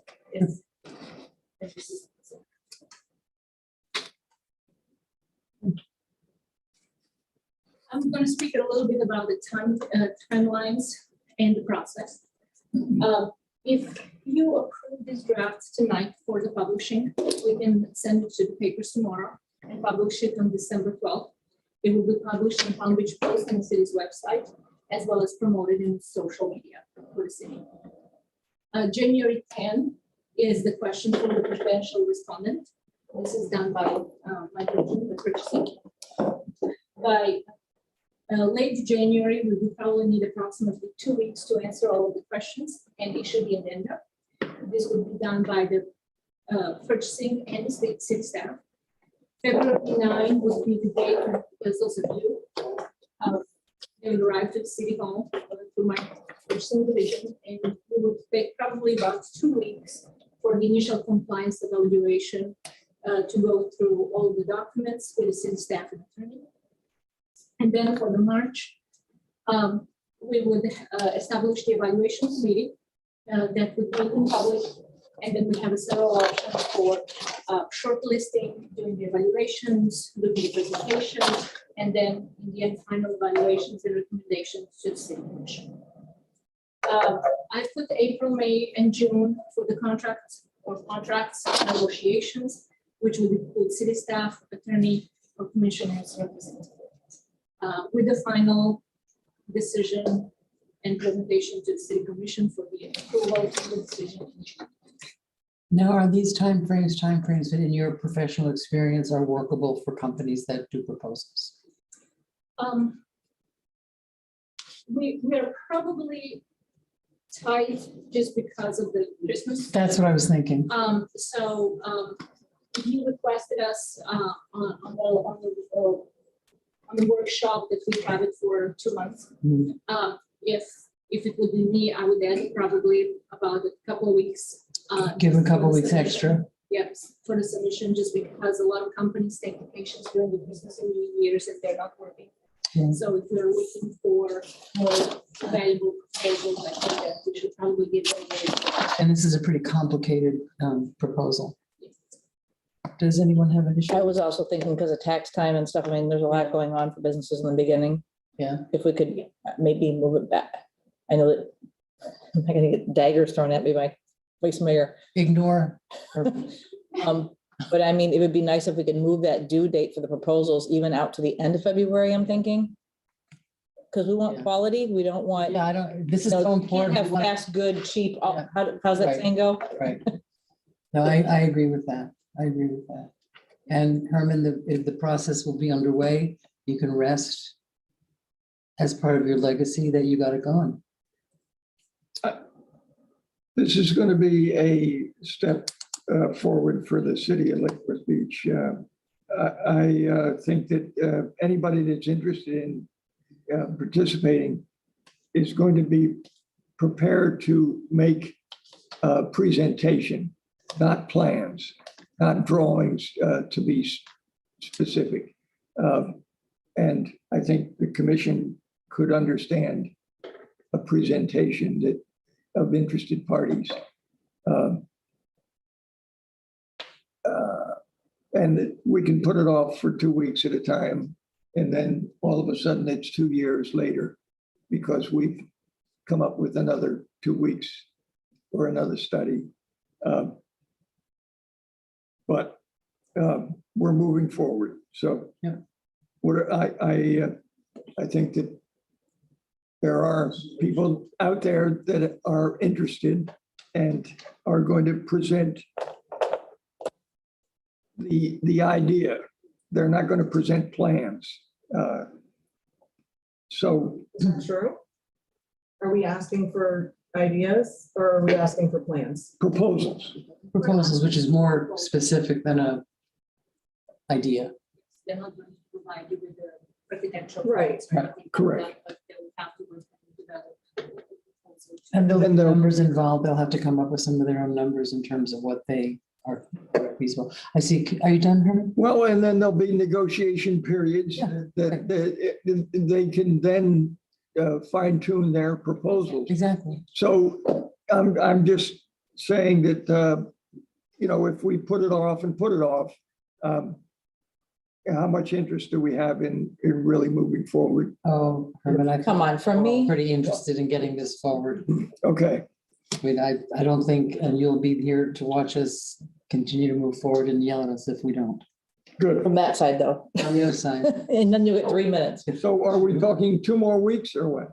Yeah, February 9th to the end of February.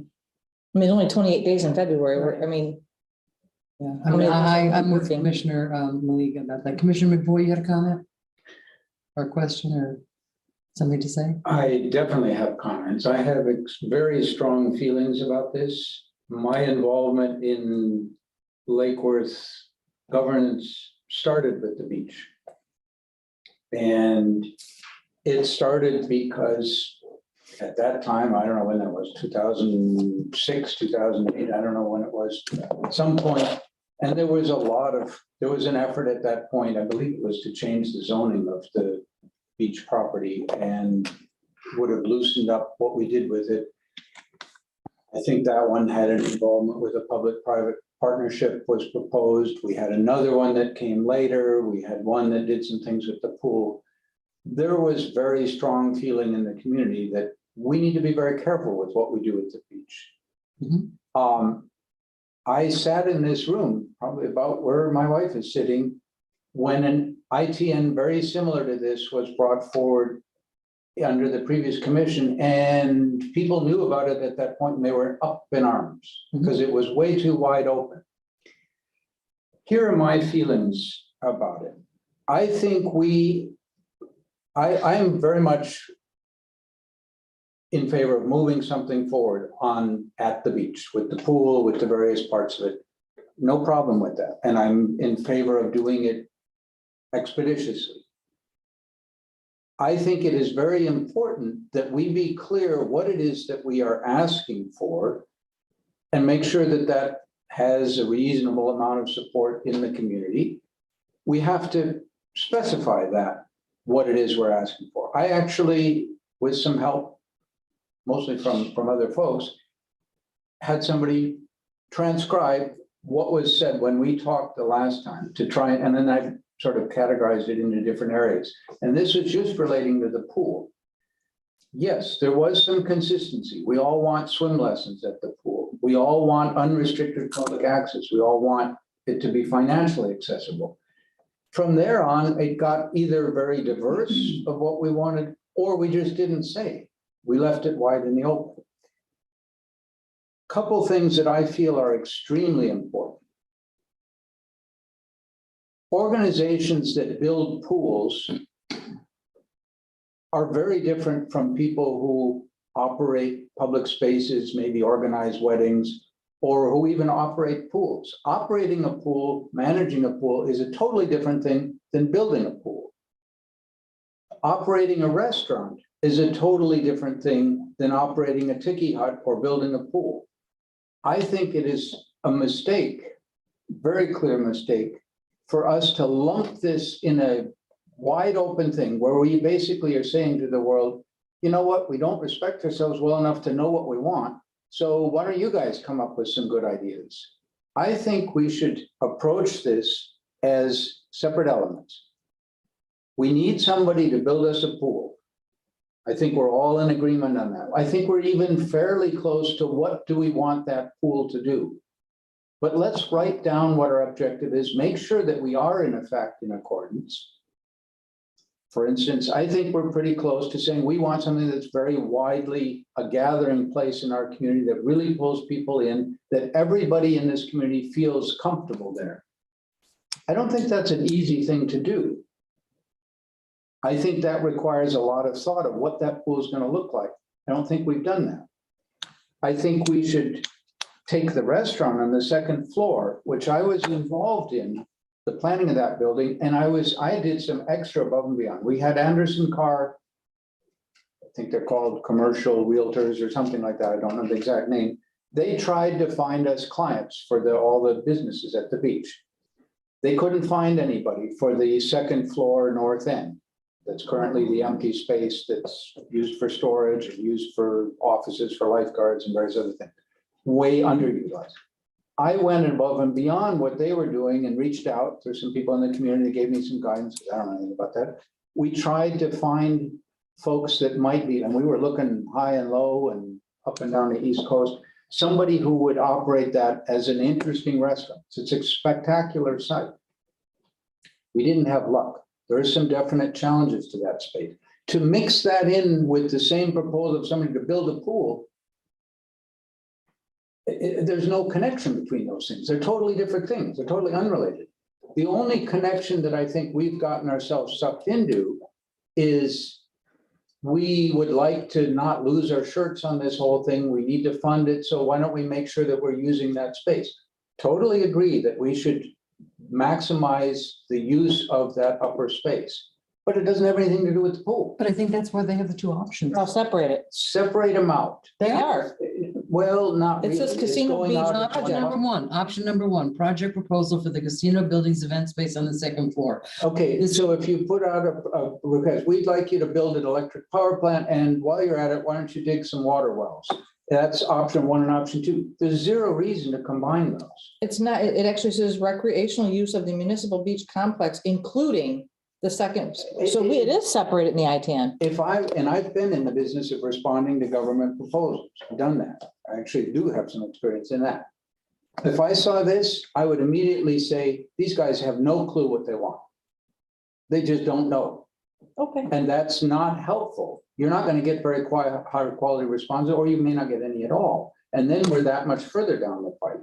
So, and I think it's very inappropriate to mix operation of the pool with building of the pool and mix operation of our ballroom, which we very adamantly, when we built that building, we said that ballroom needs to be public space for community events. The same kind of objection that objective that we're talking about with the pool.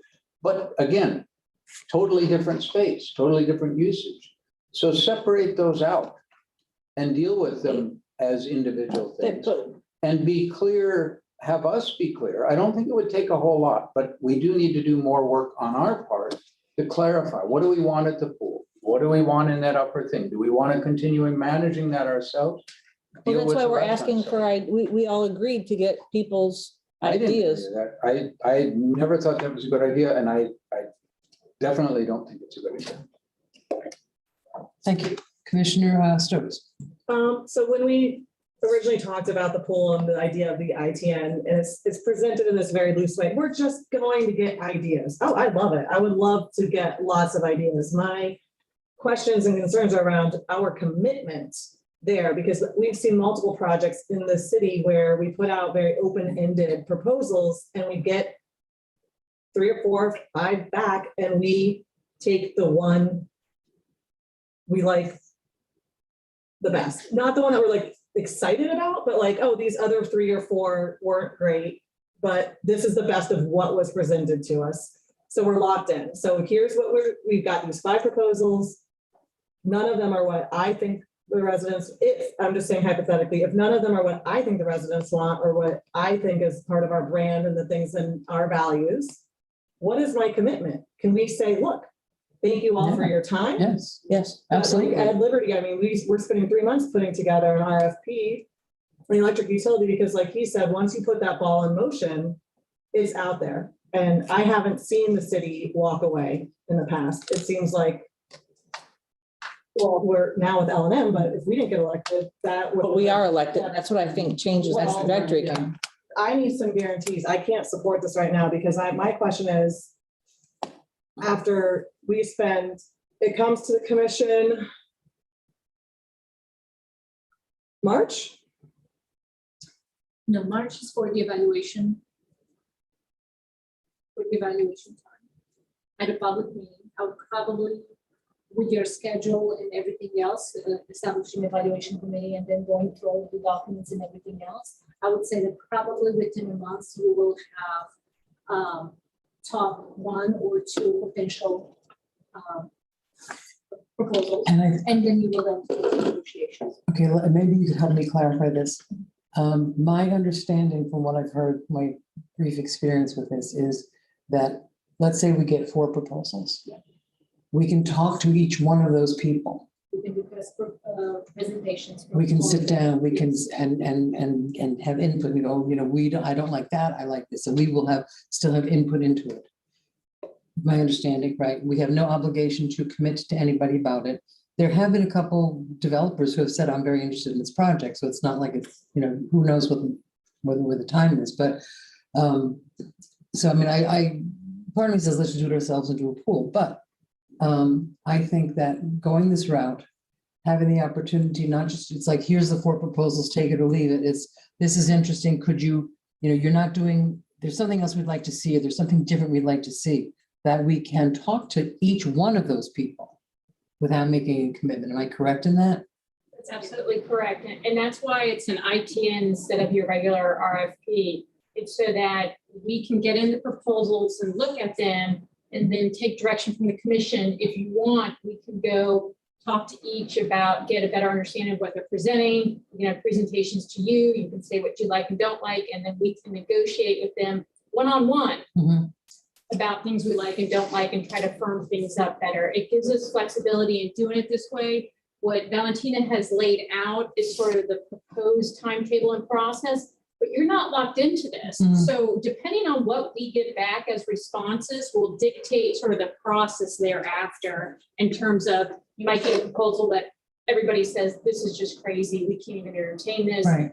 We toss them out, but there might be 3 that we say, yeah, these are viable proposals, and we go forward with it. So, and to answer your question, absolutely, we can say at any time during this entire process, you know what, we're going to go in an absolutely different direction. We're going to go with Christopher Boyd, and we're going to establish a very detailed, perhaps RFP for a single aspect of the project. So we still have design control during the ITN. Absolutely. And I have a question about that, because there are some things, my notes are more specific about certain things in the ITN, but for example, there's a talk about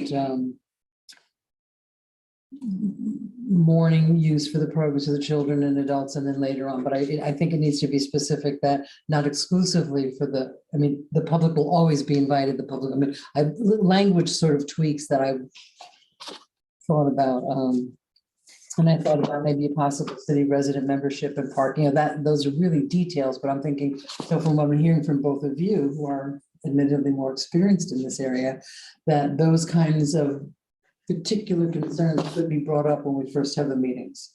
Right. Because my idea with the splash, the splash fountain thing would be to be outside of the pool so that people don't have to pay to get into the pool for their kids. Again, that's like the family-friendly piece of this, which doesn't cost anything. So would we have room to not be specific tonight, but to be more specific at that time? Yes. And Commissioner Vice Mayor Robinson? I'm just astounded that we've gotten to this point and now we don't want to do it. A pool build, an apartment builder doesn't run apartments. A bridge builder doesn't. There's a separation, an obvious separation. I don't know why we're talking about somebody building a pool and then being concerned about their. Because that's what the language says. The language says It's options. to build, and that's where the problem is that we are making it wide open.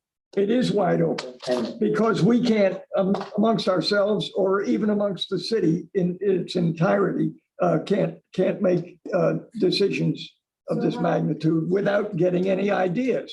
So without going out to hear what the market will come back with, we're going to be continuing to talk about it for another. What, I don't know what you're saying though. What's your bottom line, Herman?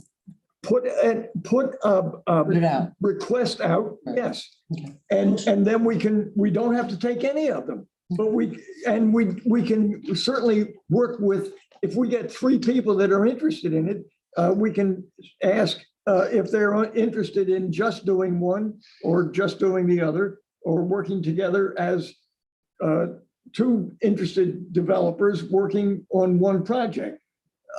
We don't know what kind of response we're going to get, but to not put it out is another demonstration that we're afraid to make a decision. I just made a motion to approve. And I seconded. Okay, we have a motion to approve in a second. And I see other lights on, but we've talked about this a lot. We've talked about this quite a bit.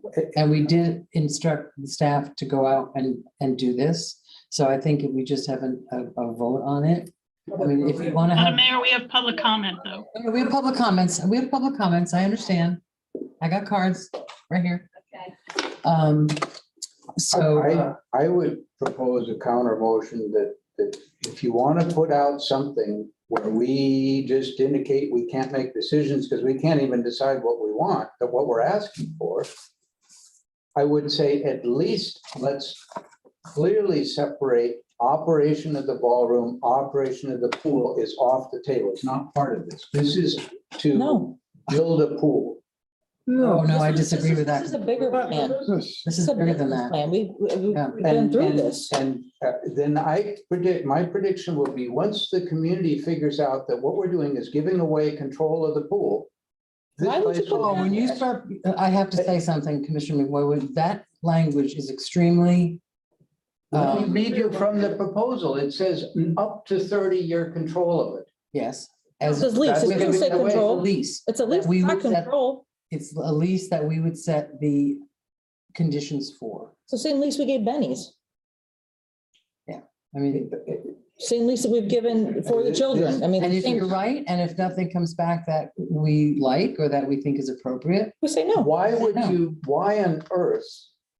because we need people at the table. We need to have ideas. We need to have conversation. When people, look at every single community in anywhere, they say, okay, hey, we need a pool. We think we have enough money. Let's build a pool. What do you want with the pool? Well, we want one this big, that big, whatever. Okay, you build the pool. Then you have a question, all right, who's going to operate the pool? The community, the city could operate the pool, and then they have control over the pool. Or the city could say, well, maybe we don't, or maybe we're not very good at operating pools. Which we're Now not, that we things failed built, well, epically, okay. several times. We could You could, debate this forever. But I think we have debated this forever. But I think that, we were elected to make decisions. and we're making none. We're saying, oh, let's put it out there and. Chris, I think I understand your position. I think some of the language that you're using is a little inflammatory. And I would hope that Where it's inaccurate. well, I'm not, you may be absolutely right. I'm just Find out. Let's find You out. also just said that you've been doing this since 2006. Right, I'm So just. what are your grand ideas? There's no pool. If you've had 15 years, I would hope that you would sit down and be like, this didn't work, this didn't work. Here's what I've been thinking on for 15 years. Yeah. You were part of all of this 15 years ago. The CPZ, did CPZ finish their contract with us? Have they fulfilled everything we hired them to do? Yes. Yes, I hear a yes. I hear a voice. So we're ignoring all of that work. I just I want to be don't, very clear. no, I don't think we are at all. I think that would be something that we would present with the ITN. This is how far we've gotten. This is to. This is what we like, the this is what we package don't of like. But it's CPC. not in here. I mean, our ITN is very, very, very uncomfortably open, and I take issue with the inflammatory remarks that we don't like making decisions. I think, Right, I agree with you you. know, I am trying to make sure, before I agree to any of this, that we have the proper controls in place so that this thing doesn't run amok and we end up feeling obligated with something that nobody wants. And when we keep saying we, who is that? I see PD and city staff. I don't see where me as being part of the we. I have no idea what is going to come back when we put this proposal out there. And I want to make sure that it's not the beauty of it. But there's no requirement, there's no obligation. You've heard from staff and the lawyer. I do hear that, but I also don't see any place in here for, so the five of us can't get together and put into something what we want, but then there's nothing in here for. We talked about programs. Right. Under, if you read it, yes, it is. The programs are not in here. Yes, it is. It's labeled out. I don't see anything about summer camps. Program. We don't have anything in about what is the price that we're gonna charge people? What are the criteria? Because that's How can you know that? plan. Yeah. How can you know that if we don't know how much If anything you're would putting it cost? out and saying, hey, you can build it and you can operate it, you are turning control over to somebody else. We're not And doing, the experience of elected boards is exactly what Commissioner Stokes said, is when you do that, we'll get 3 or 4 or whatever back, and we'll say, well, this is the one that we least dislike, so why don't we just do that because we got to I move don't think forward. that. but I don't think that we're that board. That happens. Yeah, we're gonna say, go back and start all over again. I just don't, I personally am not seeing that in this timeline, so we can say, go ahead, throw this out there, and then we'll figure the timeline out later. I don't have the comfort level I need to support this right now. And We directed staff to do this. Hey, Madam Mayor. I mean, what do you It's an invitation to negotiate. I There's hear no Juan. If I may, hi, if I may, just help add a little bit of clarity to the conversation. And what's happening is everyone's bouncing in and out of the difference between an ITN process and an RFP design bid build process, essentially. Okay, the RFP design bid build process was the route that we were going before the pandemic, where we selected an architect, we went through charrettes, we got down to 2 designs, and then the pandemic happened. But at that point, if we would have kept going, because when you go through that process, you kind of know what you want. And then you put that out to bid, it gets bidded, and you hire a contractor and it gets built. And then you decide whether or not you want to operate, or there's a secondary conversation to find an operator. The ITN is different because, yes, by design, it's more open without specifics, because there's the hope to attract a public-private partnership that would allow and open up conversations to use someone else's investment and not just the city's investment. Okay? And there was a presentation done by a developer not too long ago that sparked the consensus in the willingness to move forward and issue this ITN that had the different options. And yes, there are multiple options. You can, and if you look back to the last ITN, we had different options. Some people, provided one that was everything. Some were just on, on the second floor, whatnot. It's the same design, but through the negotiations, you really delve into that if we get proposals. Okay, by issuing the ITN, there's no commitment to do anything later with a potential public-private partnership if one comes forward. All right, but the idea is, yes, is to get the world's best ideas, proposals, and these proposals do come with suggested pro formas, suggested, here's our operation plan, here's what we would say would support, a design or whatever it may be. So everyone's has good input, but you guys are bouncing in and out of 2 entirely different processes. And again, going back to the last meeting of why we're here, it was after listening to the developer, okay, who expressed some interest, and there may be some other interests out there that exist. The ITN is the most flexible process to go forth to take, let's just get to second base, because we're still on first base. Now, if there's consensus, all right, and I think we can all admit, we don't quite know exactly what we want yet specifically, unless you're going to take one of the 2 designs. And I even mentioned at the blast meeting, maybe there's a 3rd design that's much simpler than the 2 designs that we ended up with CPZ. Something that was maybe within more target of the budget. Okay, remember I talked about that, but because CPZ's task order is completed, it required us expending funds to re-engage them and an amendment to their task order to do a 3rd design. Okay, now that process could be very detailed, where you could infuse more of what you've heard from the public. I see Mr. Roseshine there. We've talked about tiki bars and different things, different community members have done that. A 3rd design might be where you capture that, but that's not an ITN. Okay, that's us going back forth and issuing an RFP through a design bid build. Basically, we're at a design, just amend a design, and then we go to bid, and then we hire a builder, and off we go. So tonight, we just need consensus to either we move forward and issue this ITN, or everybody take a breath, and then we reshuffle the deck and figure out maybe it's an RFP that we want, because maybe we do want more control and we feel like we know what we want. I call the question. Is that I try to help clarify some of the Thank you. conversations. Yeah, I think it does clarify one, and I would propose to my colleagues here that I think in a workshop of about a half an hour with a table full and maybe some sketches of a few things, we could figure out what we want at the pool that we agree on here pretty easily. And then you put that out as Juan is suggesting, an alternate pathway. Done that. We've done that. No, we haven't done that. Okay. This commission has not done that. All right, what I think I hear Commissioner Boyd saying is that he feels that the ITN, if we do an ITN, should be more specific in certain things that we are looking for. More details than we have here. Am I correct in that?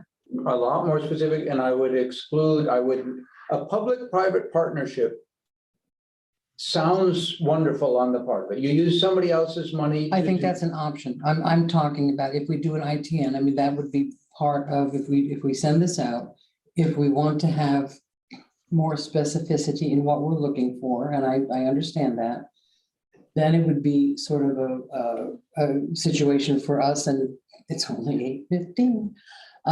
This is a downside, because we do have the two CPC designs that we do. And parliamentary starting point. procedure, if the question is called, isn't there a vote required?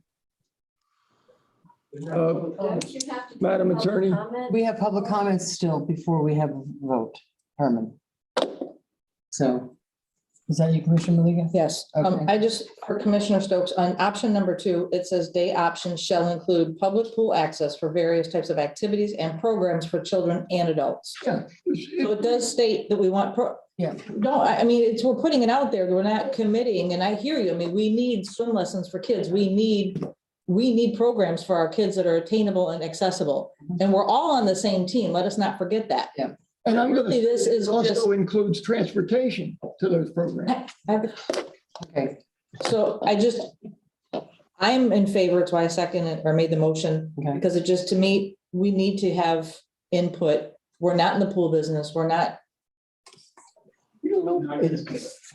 Madam Clerk, do you have any public comment cards? I had one from Richard Stowe, but I believe he is there to make it in Now, person. right. I turned in one. I have, Jenny, please, Oh, okay. take a deep breath. We're not ignoring you. Hey, Madam Mayor, and I I have 3 apologize, minutes here. I don't have a light. I'm sorry, Juan. I I can't- apologize for barging in, I don't have a light to shine. We've Yeah. taken away your light. No, I know, well, Carmen, it's shining on you. Let me just say this, the ITN in draft, okay, let's just all agree, it's a draft, okay?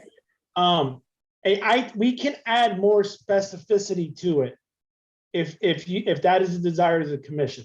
Mhm. Okay, Christie, just nod, just say something, if I say something that's not correct, but I know I'm pretty sure that you guys can provide very specific items that we can identify in the ITN in a manner where it would say option 3 must include, or whatever it might be, okay?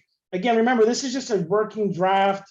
Okay. So, So don't here's- feel like you can't amend the descriptions of the options, or even add a 4th option if you'd like.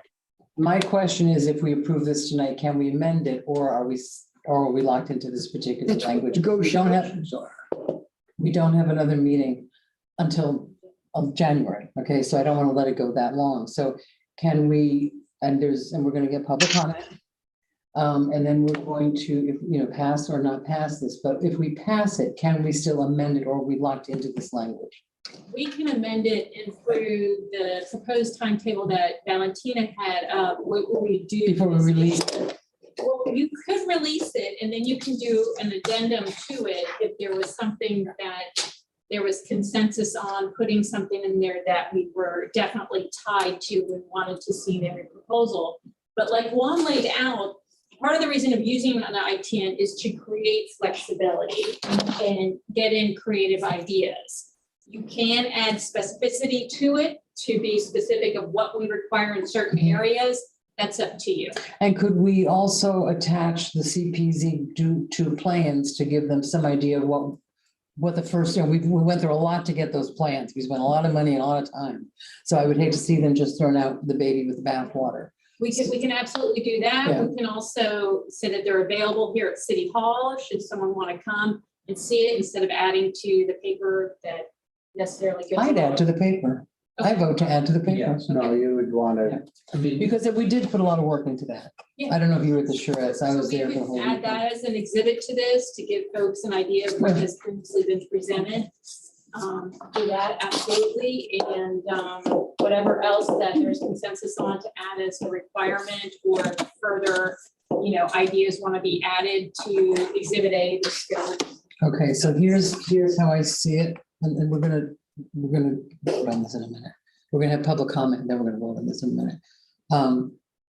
If we approve this tonight to go into the paper tomorrow, that's my question. What change, if we're, because we want to get going with this with the pool on some level.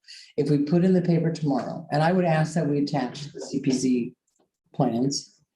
And if I have consensus for that to happen. So So we will send it to the papers tomorrow. It will be published in Sunday paper. Yeah. So we don't have to send an advertisement tomorrow. We will still have a couple of days to finalize the document. I will just add one more thing we wanted to add, and that was the 5 points for the veterans. for the Veterans, small SBA. Sorry, for veterans, small business owners. We would have to amend that tonight as well, so they get it. Okay, now, I think a few of us have some very specific ideas about what they're looking for. So what I'm gonna ask is if we do put that in the paper tomorrow, like, because the ad would be in the paper tomorrow, and it would be published, I'll read, like, yeah, it's in, right? How can we engineer our specific requests? Because we don't have another meeting until January 7th, I think, or whatever that day is. I don't know if we want to have a quick little meeting about that. How would we engineer that? After we get response and then negotiate the response. So I'm we asking could- them. So what we could do is that you can provide your feedback and we can add that into addenda and we'll present it to you, the draft addenda on January. Okay, but it would have gone out already. So Yes, whoever is yes, gonna we respond. prepared addenda to be So out. if someone is gonna respond, okay, how would people know that there's been an addendum? I just want to kind of see if I can check all the boxes. So we have the When bidding you system. start to negotiate. And we post everything online, so every time that somebody downloads the document, we put it there. You would know then Yes, to and then send them the addendum. distributed like any other bid that we normally. Okay. provide. So it would all have been one piece. Speak out here. This is so unprofessional for a government organization to put something out, knowing that they haven't gotten to agreement on it, put it out, publicly advertise it, and then change it afterwards is bizarre. It is totally a weird way to do things. You figure out what you want, you nail it down, you put it in writing and get your commission to approve it, especially if it's a major deal. If you're buying a widget that, it's pretty easy to know what the widget is. Let's hear. This is a big deal. I don't think you'll ever know what you want. Let's hear, let's. I don't think you'll ever know. I would never support putting it out and changing it on the fly. That just. No doubt about that, but I don't think you'll ever know what you want. We can. All right, let's stop the debate. And let's hear from the public. We have 3 public comment cards. Jenny Powell, you're first. My notes are somewhat relevant.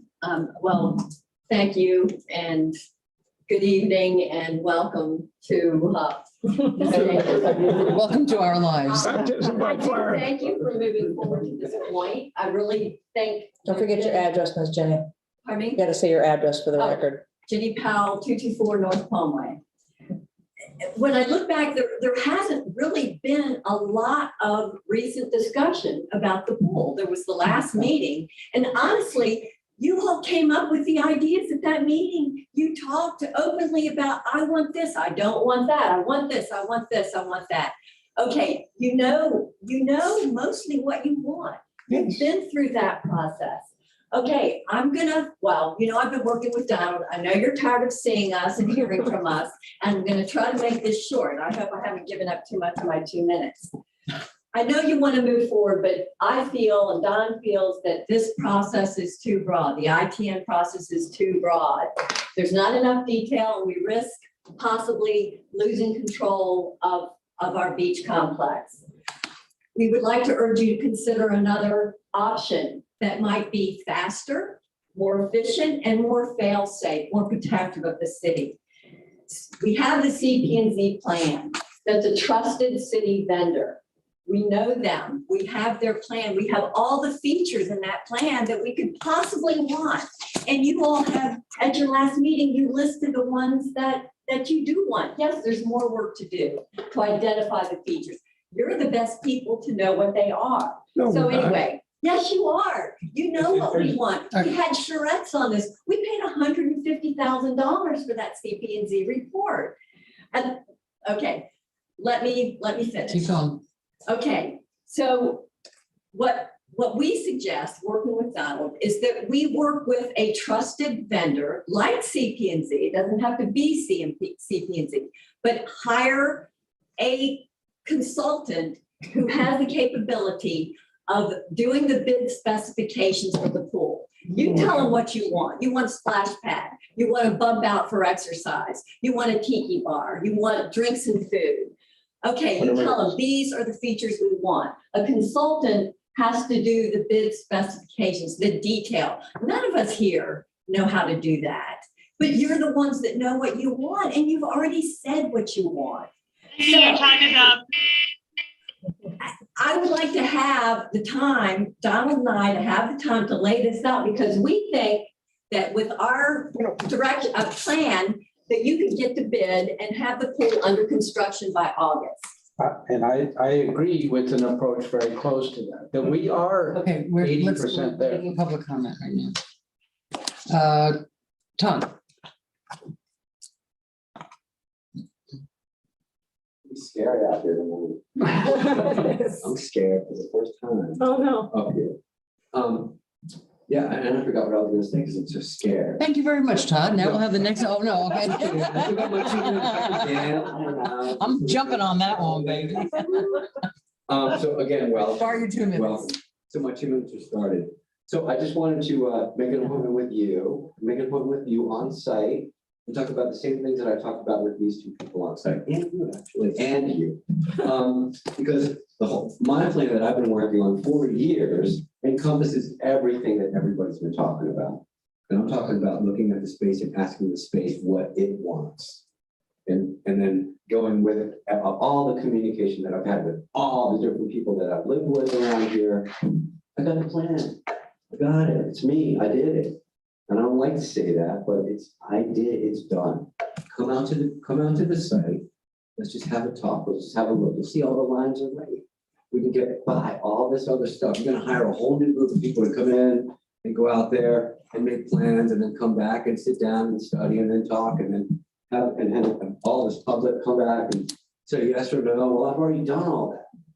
You gotta pour concrete if you want to get reelected. Gotta pour concrete. Call me.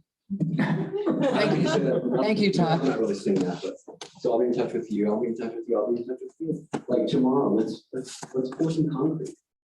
We gotta do it. Pour concrete. Thank you. Thank you. Richard Stone.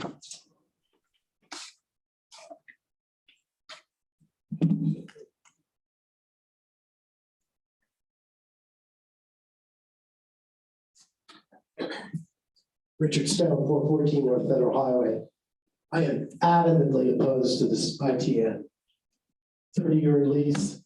I voted against that, totally against that. I think this is commission moving forward with this is actually them shirking their responsibility for the public trust. I think we have an obligation to talk to our stakeholders, the residents, the county. I want to share a vision for the beachfront. I do not support a pool at the beach where it's located, where the 1971 pool is located. Two, I implore the commission to set a policy to not build permanent structures east of the coastal construction control line. Nobody's talked about the coastal construction control line. It's not in the ITN. I implore the commission, instead, east of the coastal construction control line, we should grow South Florida native tropical maritime hammock trees. I support in that location, I support an outdoor restaurant with cheapy huts for kitchen, bar, and restaurant patrons west of the CCL and tables and chairs east of the CCL. Below the north end of the 1971 pool, I support the natural amphitheater sloping on the sloping lawn that goes down toward the parking lot. And I support citing a 25-yard city pool at the northeast corner of South K and First Avenue South. It supports. Your time is up. Thank you, Richard.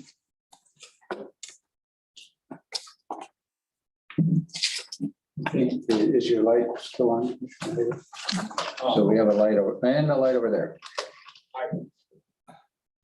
I asked you to fill out a blue card if you wanted to speak. Yeah, I understand that. And I just want to explain that I couldn't speak because I couldn't put this in 2 minutes. Okay. That's all I want for the record. Okay, thank you. There's no way I could present this in 2 minutes and not waste your time. Thank you. Can I just say that we all have to realize that we're not going to get everything we want. But to do nothing means that nobody's going to get anything. I think, professionally speaking, we have to move forward with the most acceptable plan that 5 people are going to have to decide that is best for the city. So yeah, we're not all going to get what we want. I certainly hoped to be further along on this than we are, so that I could express what I wasn't going to get. But to get nothing is really a disservice to a community that deserves an oceanfront park. And I'm disappointed that we haven't emphasized the fact that that's an oceanfront park that is for the public and can be a resource to support itself. And if we don't move forward tonight with this, we will never get what we want. Thank you. Commissioner Maliga. The only thing I was going to recommend is on option number 2, where it said development options should provide kiddie splash area. If we could put exterior kiddie splash area, because we want it outside of the pool. I don't know how you would write that language. Right. And then at the bottom in bold letters, it says the city will not consider proposals for a hotel and or a theme park. I think we should put water park in there as well. Jupiter just went through that. We do not want a water park, and we're not trying to sell our land. I want to be very clear in that. The lazy river actually was kind of a cool idea. I was like, why did we think of that? I don't know if that's something that we can add in there before kiddie splash pool, like exterior area or all access kiddie pool. I don't know, whatever language we can put in that to make sure that that's accessible for the kids that are at the beach, because we did get rid of our playground equipment and we haven't replaced that yet. Right. And we did have a kiddie pool at the old beach. So Commissioner McBoy, and you have something else to add? With all due respect for Commissioner Robinson, the sky will not fall in terms of getting a pool if we don't rush out the door with something that is just not thought out at all. We can do this. I think we've heard from some of the public. I may not even agree with all the things that are proposed in there. We all won't agree on all the pieces, but we need to go through. There's not that much to it. We need to be clear what our objective is with the pool. And I think we've already got that, but let's write it down. Our objective is something that we control, not 30-year leases to some outfit that builds pools and who knows what all else they do. Not mixing it up with the ballroom, which we should control as a public space, a community center. We haven't for a long time. We haven't because a previous administration had a certain policy on that ballroom. We can revisit that, but it doesn't relate to the pool at all. It does, it's a business plan. Then we have a It's not a difference, okay, that's- we have a difference of opinion on that. So I'm going to call the question again. Okay, you can call the question. Parliamentarian, And I would say, I want to be extremely clear that the plan to put something out and announce it and then figure we're going to change the language on it partway is incredibly unprofessional. Thank you. I would be embarrassed to be involved. I think that. And that's got nothing to do with the pool Thank or you. anything else. Thank It's you. just how you do proposals. Thank you. I would like to, I think we should be a little more specific in the ITN language. I think that it is not impossible to accomplish what a lot of us, up here are thinking. I don't want to delay it, but I want it to be acceptable. So I am wondering if, I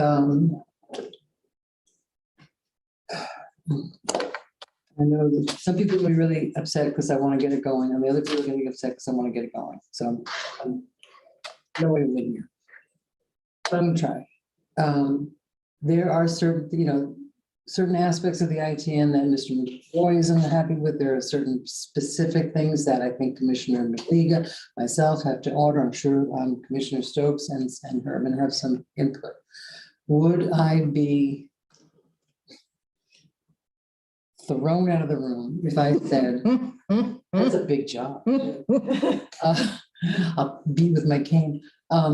If I said that between now and the 21st, we have a half an hour or 1 hour meeting, and we could almost use one of our tomorrow's an agenda meeting to talk about it. I don't want to hold it up. I also wanted, if we're going to do this, I think that more specificity. I know that you're not going to agree with the 30-year thing, but nobody's going to do it if it's not 30 years. There's no business plan that will allow it. We do have the CPZ plans that need some tweaking.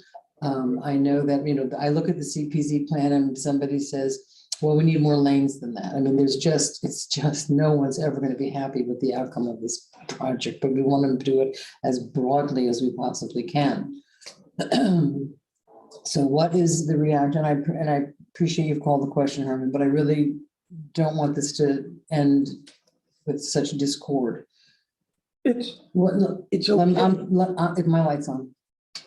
I don't get one, but I got it. I don't need, I got my own light, thanks. So when I read the ITN, I had a couple specific things that I thought, what about that? And where, and where in this ITN does the CPZ plan? And we did spend a lot of time and money to get, and which is not a bad plan. We've all looked at it in numbers and numbers of times. So I think there's some middle ground here. I think that I like the idea of the ITN. I like the openness of it. I like the fact that it gives us flexibility. But I also don't want to throw out the baby with the bathwater for the work that we've already done. So this is me personally, and I have no idea what direction I'm going to get. I'm glad there's plexiglass. But I would suggest, I would like to see it a little more specific. Okay, and I understand why it's not. But I also know that we have had a lot of talk, not amongst ourselves, obviously, but with people in the community and with, that pool has been in my life since 1967. So I have some, it's one of the reasons I'm here is because of that pool and how we go forward with the pool. And I've met with the people, and I know there's a lot of people that are interested in different ideas. Not every idea can be entertained, but I think that perhaps with a little more specificity, we can come closer to having more unity on the dais, which I think is important. So I'm wondering if I can get any feedback from any of my colleagues here without, just keep it calm, keep it calm. No, turn that light up. It's a That's a calm light. calm, It's a calm one. that's a You calm have light. like blue filter or something to put over the. Really? What's the reaction to having one very specific, very focused meeting about more specificity? Only if it's tomorrow. I'll do it tomorrow. Only if it's tomorrow's agenda meeting. I'll do it. It's the only thing we talk about, and we literally say, there's no backpedaling, there's no changing our minds, no, we need more time to figure it out. That tomorrow at 9 AM, by 10:05. Because we all know what we're looking at. Because we've already been through the list. Where's the list of what we, Right. I don't know who wrote, didn't we? Oh, no, that was Jessica who was keeping Yeah, it. she's not here tonight. We need the list of We need the what our list. commonalities were. Right. I already have made a table of that, which Well, why don't you share it with us?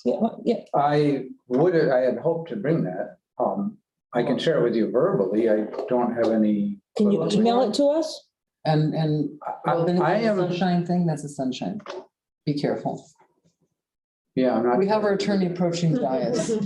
Keep us out of trouble. Yeah, the problem with tomorrow is that that's really just sort of a work session to talk about upcoming agenda items, and we're not taking any kind of action. Right. So if tomorrow you were to just engage in further discussion of what you would like to see in the ITN, Mhm. then when would we take Okay. official action on the ITN? I'm looking at my calendar. I'm sorry to interject, but the next you go. pre-agenda work session is on the 22nd. It is not tomorrow. It's the second and fourth Wednesdays of the month. It's And not tomorrow's the until 8th, which next is the- Wednesday, and there has not been any public notice. Madam Clerk, tomorrow is the second Wednesday, and I think we got thrown off because December has 5 Wednesdays in it. So sticking to the second, fourth.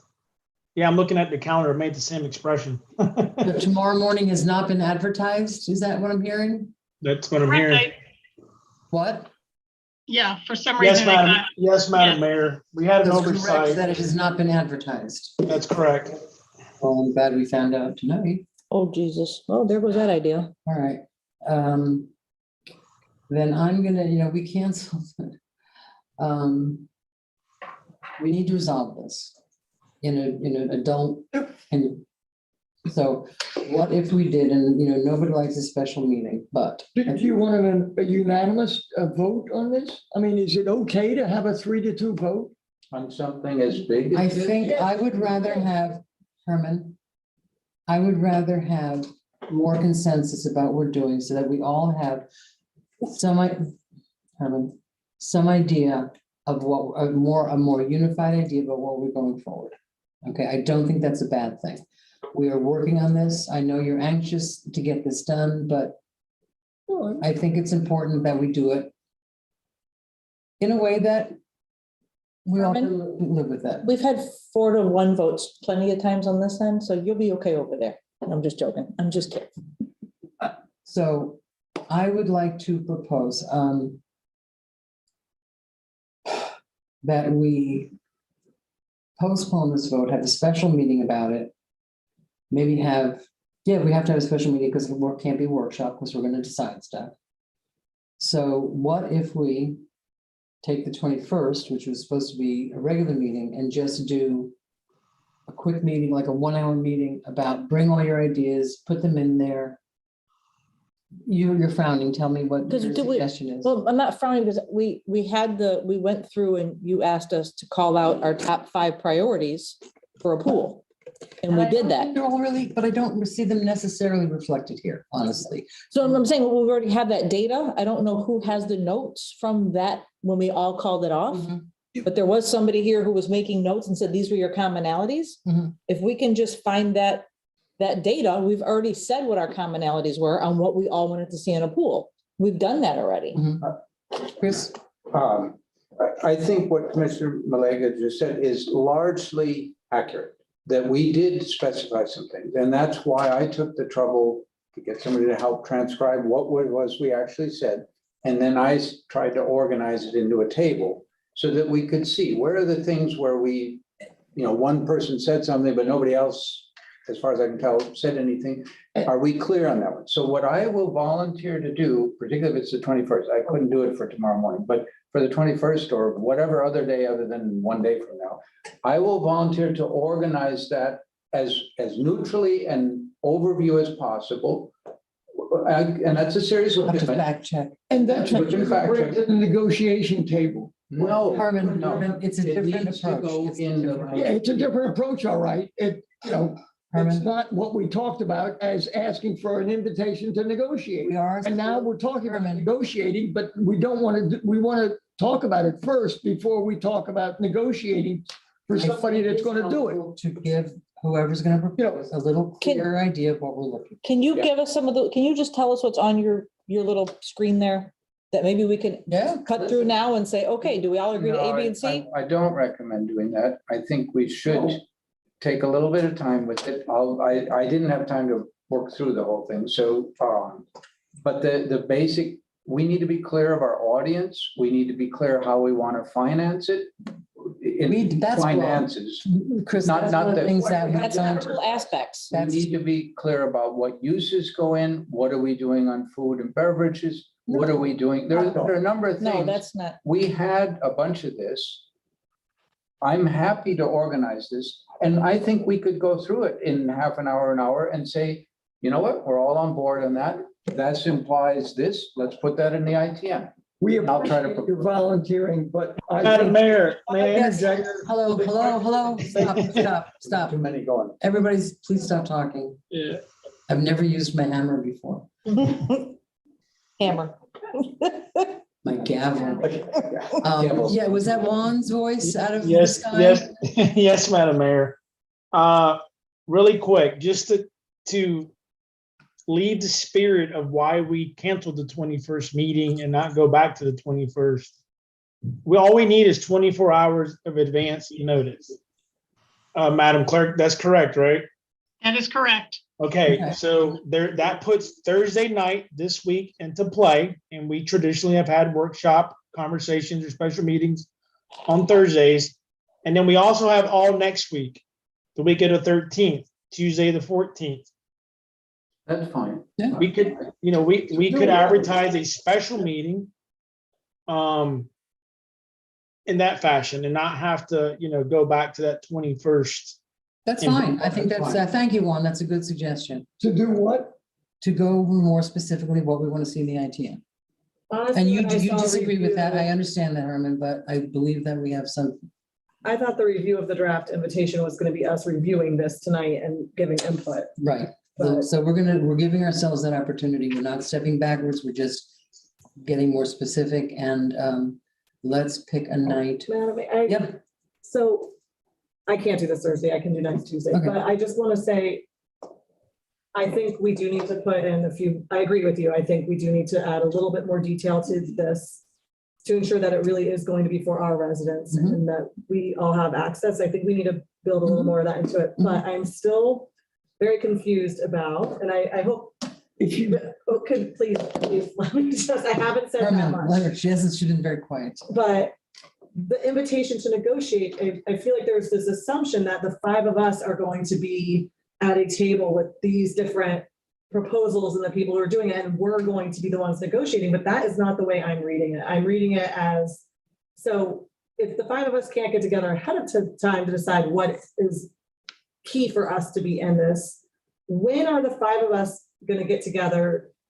I'm just having a hard time Isn't picturing. it when the these different proposals come people in that we can all at a special meeting perhaps? Are we gonna have special meetings where the five of us get to say, this is not good, we want at least three of us want this? Because it seems really challenging to try to negotiate with five different people that all have different perspectives. So you have to understand why I'm questioning the process a little bit, especially when I don't see these built in here. So you've heard our concerns tonight. When we come back to beef up this,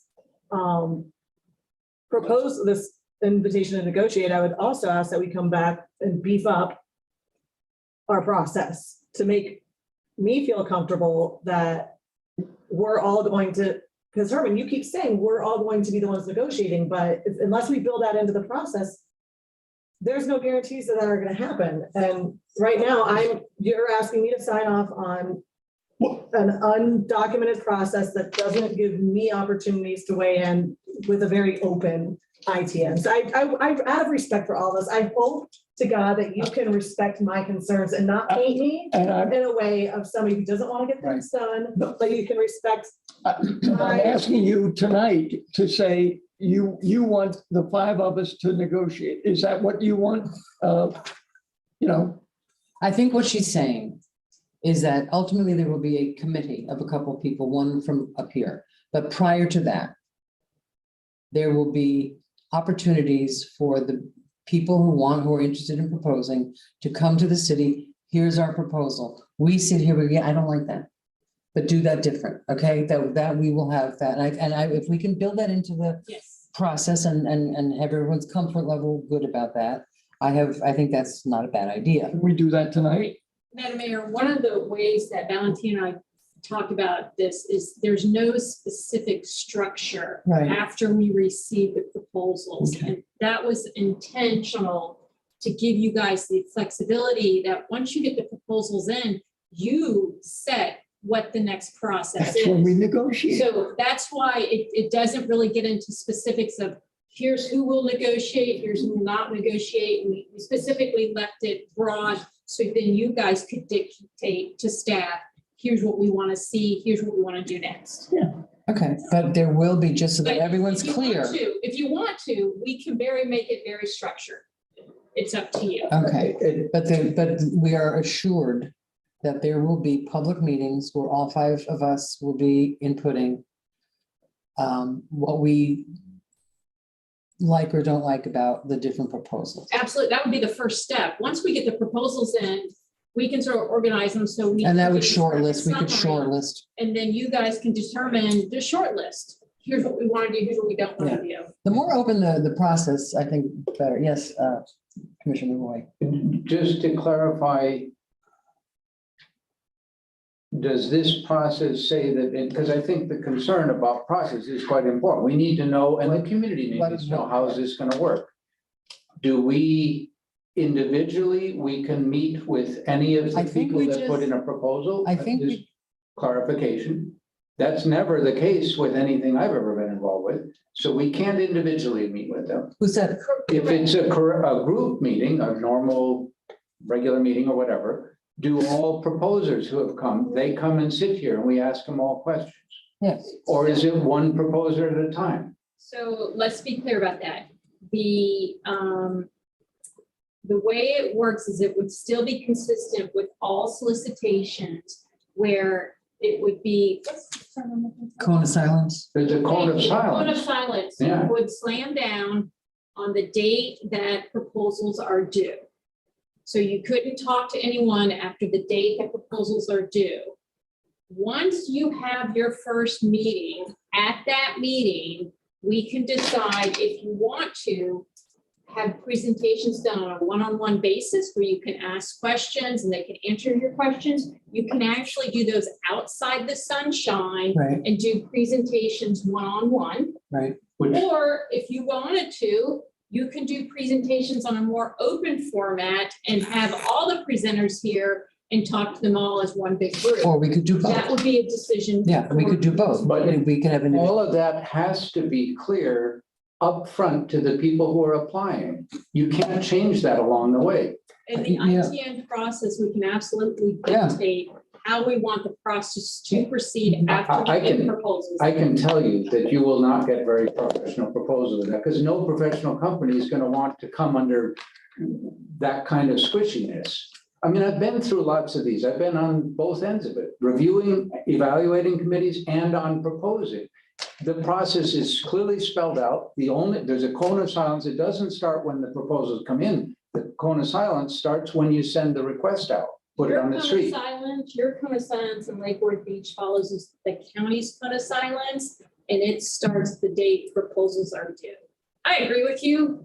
A lot of local governments and state governments have their cone of silence commence when the proposal, the request Goes on the proposal street. goes out. But the way the county one works in Palm Beach County is the cone of silence commences on the deadline for the proposal to come Do in. we have to? And it's not gonna start. We don't have to. Okay. We can change that, but the way our procurement code is set up is that it follows the county's. Oh, okay, we've adopted that already, so we We've do already have to do adopted it. that, but we can change that, but that's an ordinance change. And that would be an ordinance. also, it needs to be clear that if we went with a process where each of us can meet with each individual proposer individually out of the sunshine, that means the public is excluded. Because if you're a proposer, you have proprietary things in your proposal that you don't want your other proposers, your competition to be seeing. This is, I mean, we don't know what we're doing here a little bit. Well, I can tell you this. And the best thing to up the level of the proposals that will come back is, let's be very clear what we're looking for. Let's know what we want. That's going to strengthen the kind of proposals you're going to get. What I can say is, I've been through the ITN process before. Valentina has the procurement experience of going through multiple different processes. And unless we You're start absolutely tonight. Herman, please read. a little bit of a unique process. If you want to give us specific direction on how you want the procedure to go once proposals come in, we can write that in there. But right now, the message we got was to keep it open to allow for flexibility depending on the proposals that come in. So when does the cone of silence lift? It really lifts when you say it lifts in terms of what steps you take after you receive those proposals in. Okay, so it drops when the proposals are due. Right. And then normally it would lift when you make that intent to award decision. But it won't- That's the standard, but with an ITN process, that's far off because you're talking about multiple steps before you get to that. And we're talking to multiple people. Correct. And if people don't want their proprietary ideas in public, then they will not submit a proposal Right, or they won't submit that portion of it that they consider proprietary. that they would then, Or they can mark it proprietary, and then it would fall under perhaps a trade secret, which would keep it exempt from release. okay. And then at the end then, but that would be disclosed to us at the end after the cone of silence when we've chosen them as somebody that we want to talk to. Correct. So how do the five of us get to see the proposals and potentially say we don't like any of them if there's this? I think we're saying big that each proposer comes to a meeting and shows us their proposal. Right, you would get, when the proposals come in, we Okay. can make the proposals available to you and to staff to review. Mhm. They're not available for public consumption at that point. Then you would have a public meeting to determine what are going to be the next step based on the proposals you've received. And let me ask another question. Normally in proposal review, there's a lot of requirement for professionalism in the whole thing. So you tell the people, you put this out on the street, you tell the world, we want X. And you tell them what the evaluation criteria is. It's here. So they know. It's in here. So if we think that we can say, you know what, we don't like something or other, you've already told people how the evaluation. I'm not clear yet even, are we the evaluation committee or No, is it some part of staff the evaluation committee? It hasn't been specified in this ITN who is going to be the selection committee. We specifically left that open. That clearly needs to be specified before it goes out. That's only fair to the people bidding on it. And yes, it does. It doesn't have to be. No, You could specify in this procedure, once you receive proposals in, who's going to be the ultimate selection committee. And you need to tell people up front that there are no criteria. We just will be making decisions as a I board. have a question about that. I went looking at We the need to be clear. evaluation criteria. There's a lot of things, obviously, I'm not, reviewing their leadership, the experience of the firm, their project development approach, their financial capability, all that other, most of these buckets, I feel good, like, yep, let staff do this. The big dog, 0 to 45 points, the development plan.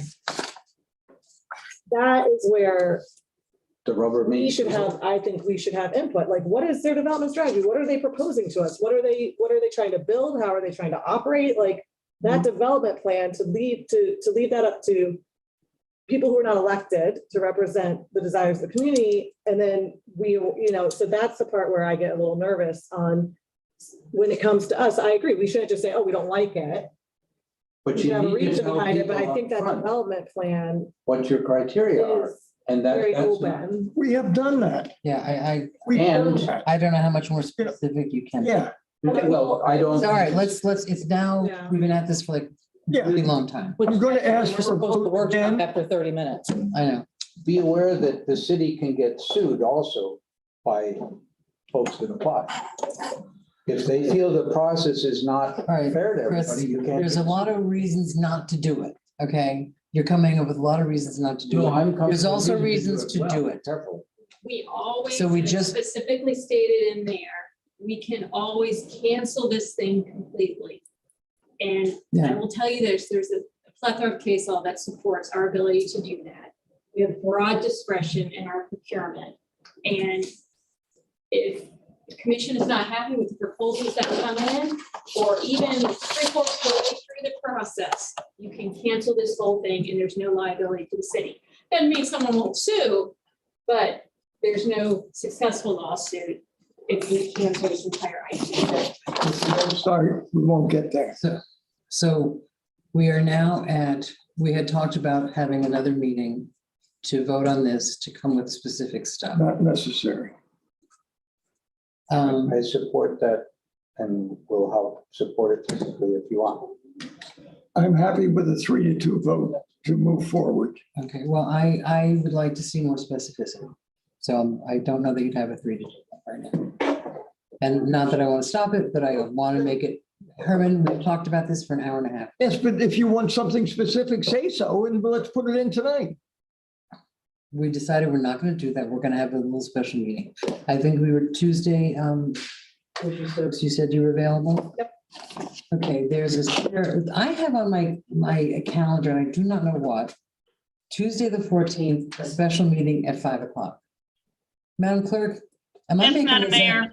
What? Originally, there was going to be a special meeting to vote on the union contracts, but we were Okay. able to get them all done and they've already been passed tonight. So there was no need for the meeting on the 14th. We can Okay. still have a meeting on the 14th for an hour or whatever to, not to. We do lock that us 1 in. hour meeting on the 14th. Bring your specifics. Can we do it at 5? I'm asking for 5 because I have a CRI meeting at 6. I was just gonna say the same thing. See, there you go. So is it, we had scheduled, is everybody okay with a 1 hour meeting on the 14th at 5 o'clock? Bring your specifics. Can I zoom it? Sure. Sure. Yeah, of course you can zoom it. So 5 o'clock on the 14th, and that is going to be, You'll be able to mute me. I'll be able to mute you. Don't remind me, Herman.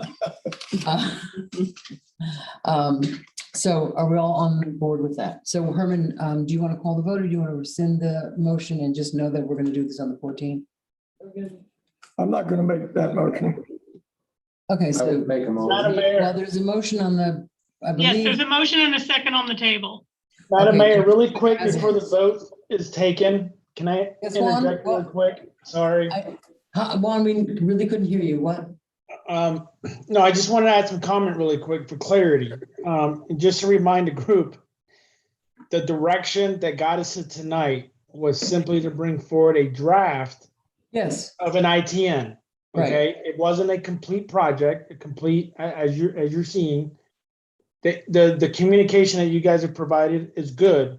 The timeline that Valentina provided at my direction was just to give you a visual and an idea of how it would lay out. How long it takes once you get Right. started, yeah. Is the goal and the action that we're seeking on the 14th to have a finished product that then Valentina can build the actual timeline to issue?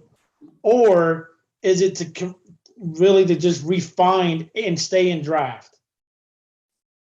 I would hope To finalize. come up with a final plan. Okay, so that therefore Valentina and I will work on bringing forward to the 14th, pretty much what we are hearing from our standpoint a final version of an ITN, and then you guys can add in your comments that you're gonna provide, and then we're off to the races. Right, now the 14th, we will have, so there'll be some drafting needed to be done after the 14th with the ideas that we come forward, so it would go into the paper then the following week, I would guess, the 20th. Correct. Okay. All right. I just want to make sure it's clear. We're all on the same page, so there's not another. We've got to get this going, and I think this gives us a week to be more specific and Clear as mud, and it's gonna be clearer than mud. murky mud. Soil scientist. So we're going to vote, and I'm gonna vote no, just because I know we have the special meeting coming up, not because I don't want to do it. So, Madam Clerk, so we have a motion, a second, to a public comment. Let me call, we have a motion, a second. To accept the draft as is. To accept the draft as is, with no changes. Do I have, so all in favor? Aye. All opposed? Nay. Okay, so we'll see. The lone wolf in the woods, crying in the wilderness. So we'll be on the 14th. We'll have this 1 hour special meeting because both, I see you're on board. Bring very specific stuff. Talk to your people. And we'll do it then. That's the problem. Okay. We've talked to, there's been a lot of talk about this, Herman. For 7 years. Okay, so, and that's why we're gonna start doing it. Okay, so.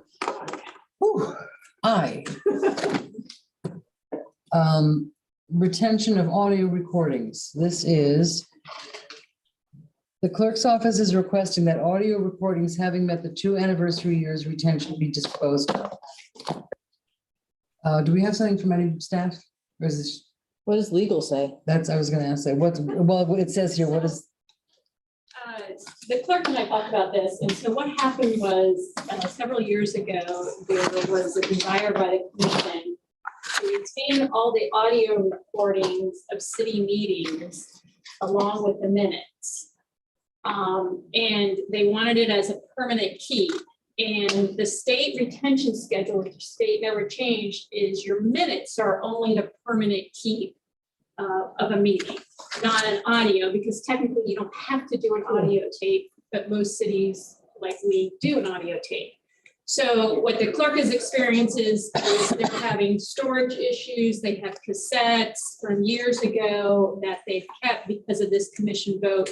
Thank you, to Valentina. retain this. So what the clerk is now asking is if the commission would reconsider that and allow the clerk to start getting rid of the audio tapes so that we no longer keep all these old cassettes that we have because of storage space and things like that. Can't they be stored digitally now? I think they would have to do a huge conversion because I think they still do have the old little audio tapes that you then have to convert to a digital recording so that you can then get rid of the original cassette tape. Okay, it's on, every meeting is on YouTube, correct? Now they are. Could we not, for future, keep those Yes. forever? Yeah, and I don't know, and. Or let's 10 look at years the or answers. 5 years? There is a retention for the audio tapes now. I don't know if it's 2 or 5 years. It looks like This 2 year, Two. it's 2 years. So this is going back to, I think the original vote was in 2009. So we've been retaining the audio tapes. That's a long time. Meetings since 2009. And as you know, our minutes are pretty comprehensive. They're not just action minutes. They're not as comprehensive as they once were. Our action minutes. Now they Yeah, are. yes, I mean, if we're doing it that way, I would, I mean, we have to retain our records for what, 7 years? Well, minutes are a permanent keep. Right. Right, so you're But if- always gonna have your minutes, but beyond that, the audio, we would just be keeping for 2 years consistent with the retention records. But since we've been doing the YouTube stuff, that's much easier to retain that. I would like to make sure that the city, and yell at me if you like. I would like to see at least 7 years, okay? Yeah. I understand there's a lot of audio cassette. I didn't realize they were doing a lot of cassettes, but especially, the minute we voted a while back to do more action minutes than the more comprehensive minutes that we had done.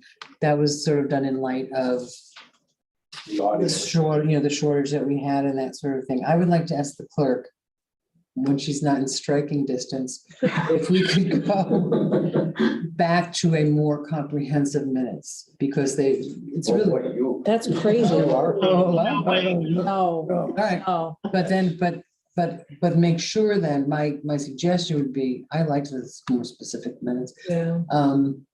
And it'd be another subject for another day, but if we can archive those YouTube, if we can make sure that if I call the clerk and 3 years ago, where's the YouTube video, that we save those YouTube videos, that we have them, because that's storage on a computer. Hard drive. Then we have that. I think, Would you be comfortable with saying, whether it's 7 or 5 years, Mhm. that from this point on, that's going to be the city's retention schedule for audio or digital or YouTube recordings of meetings? Instead of permanently, which we're doing now, right, go ahead and allow the clerk's office to destroy everything that's beyond 7 years old Mhm. of audio of city meetings, and just retain the minutes permanently. I think if I we think had that's them the archived IRS. in a date specific, if we kept those videos in a date, not just like I have to go look on YouTube, because a lot of times I can't find the, Right. right. But yeah, we need to discuss that later.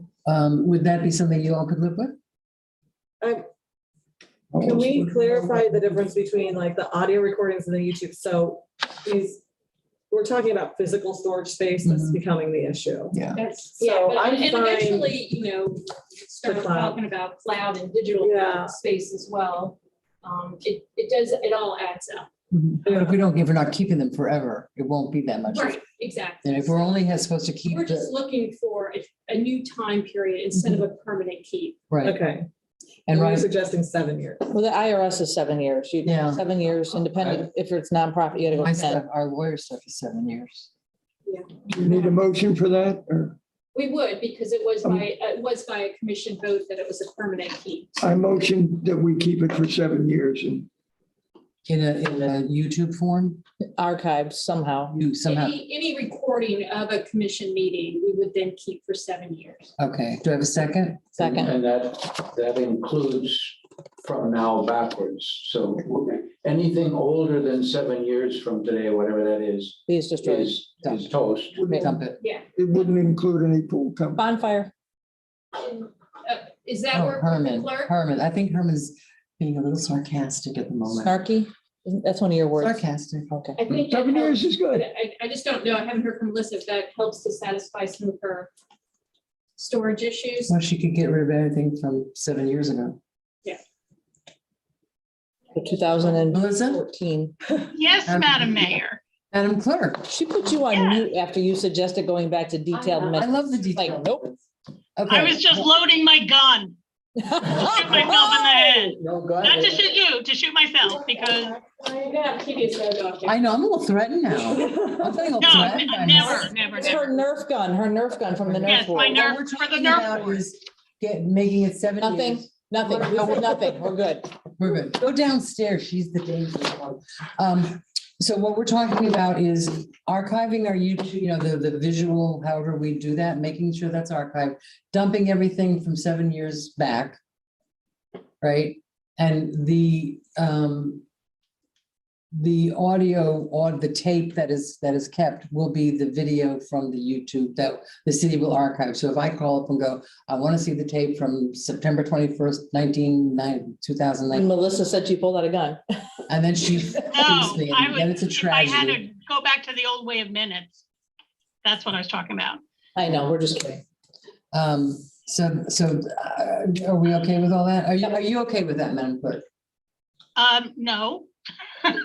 No, with I mean, what? with all honesty, when the commission made it a permanent keep, they wrote to the state, they filled out a form, which is how you have to get them to change the disposition time. They said, no, 2 years is adequate. You don't even have to do audio recordings. So I would like to be able to get rid of everything. So I just wanted clarity. So everything 7 years ago, from beyond 7 years ago, is gone no matter what format it's in. We didn't Correct. start YouTube until last year, I think, or the year before. But we have other recordings of meetings before that. I think the meetings that Damien used to do, But then we'll have audio recordings, say, 5 years ago and keep those. Yeah. And so every year we could get rid of a new batch. Right, exactly. Clean it out every year, just, yeah. Purge. Are you okay with that, Madam Clerk? She who rules our lives. She said no, she wanted to go 2 years. You want to go 2 years? Because that's what the state feels is adequate. Okay, Number and we one, understand we're that. not even required to do any recordings whatsoever. Okay, And just so you know, before June of this year, all the minutes were the comprehensive minutes. Right, They weren't like they are now. Now we timestamp everything, they can watch the meetings. right. But, you know, that's just my opinion, because in the 5.5 years I've been here, nobody's ever asked for an audio of the minutes. They've asked for the minutes. Because they were very extensive. What if And nobody said anything about the change in the minutes either, I have to say. What? No one from the public has commented, I don't like the new format of the minutes, because it's so easy. You go to the time and watch the. I'm delighted to hear that. Okay, so do we want to make it 7 years, or do we want to say to the clerk that,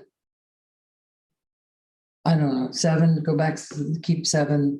Keep 7, and I think we should be clear, if it isn't already in the written stuff, that means keep it in the house in some accessible form. So don't rely just on YouTube, because it might go away. So we keep. That's what I'm saying, archive it. Cloud. I said that. You said that. I said that a number of times. You weren't listening. Well, it's possible. It is almost 10. And whose fault is that? Mine. Okay, just clear. I fully Just being own, I clear. take full Just being responsibility. All right. So we. No, that we would, House what I 7 houses. specifically said, I believe, is 5 times. that this, at least, that, but I'll make it clear because Commissioner Roy is a scientist. It's a So, public record. it's a public record, but no, but it would be specifically, I would call the clerk, I would say, Madam Clerk, I need the YouTube video from September 20th, 2020. And she would say, there it is, not look it up on YouTube. Yes. That's They would go to our Thank you for cloud. that clarification. Thank you for listening finally. A little slow. All right, so do we have a motion? Did we do a motion? Motion to approve. Okay, a motion to have it 7 years, in-house, accessible tapes. Do I have a second? I thought I did that 10 minutes ago. Do you want to second it? Second. Thank you. All in favor? I say aye. Yeah, just say aye. All right, thank you very much. Yeah, we did that. We're now through the original one. We are now, Kleenex. what? Kleenex. What are you mumbling about? There's Kleenex right here. Okay, couple things. No, I think we have some more items. We do. Remember the New business. Oh, the new business, Oh. sorry. K&K. Thank you very much. I really did. forget I about did those. too. Wow. It's been such a long evening and here comes. Do you think that Jamie and Mr. Liberty were just hanging out, just to hang out with us? Because we're so entertaining and fascinating. They want their You money. could watch it on YouTube ×3 speed the next morning.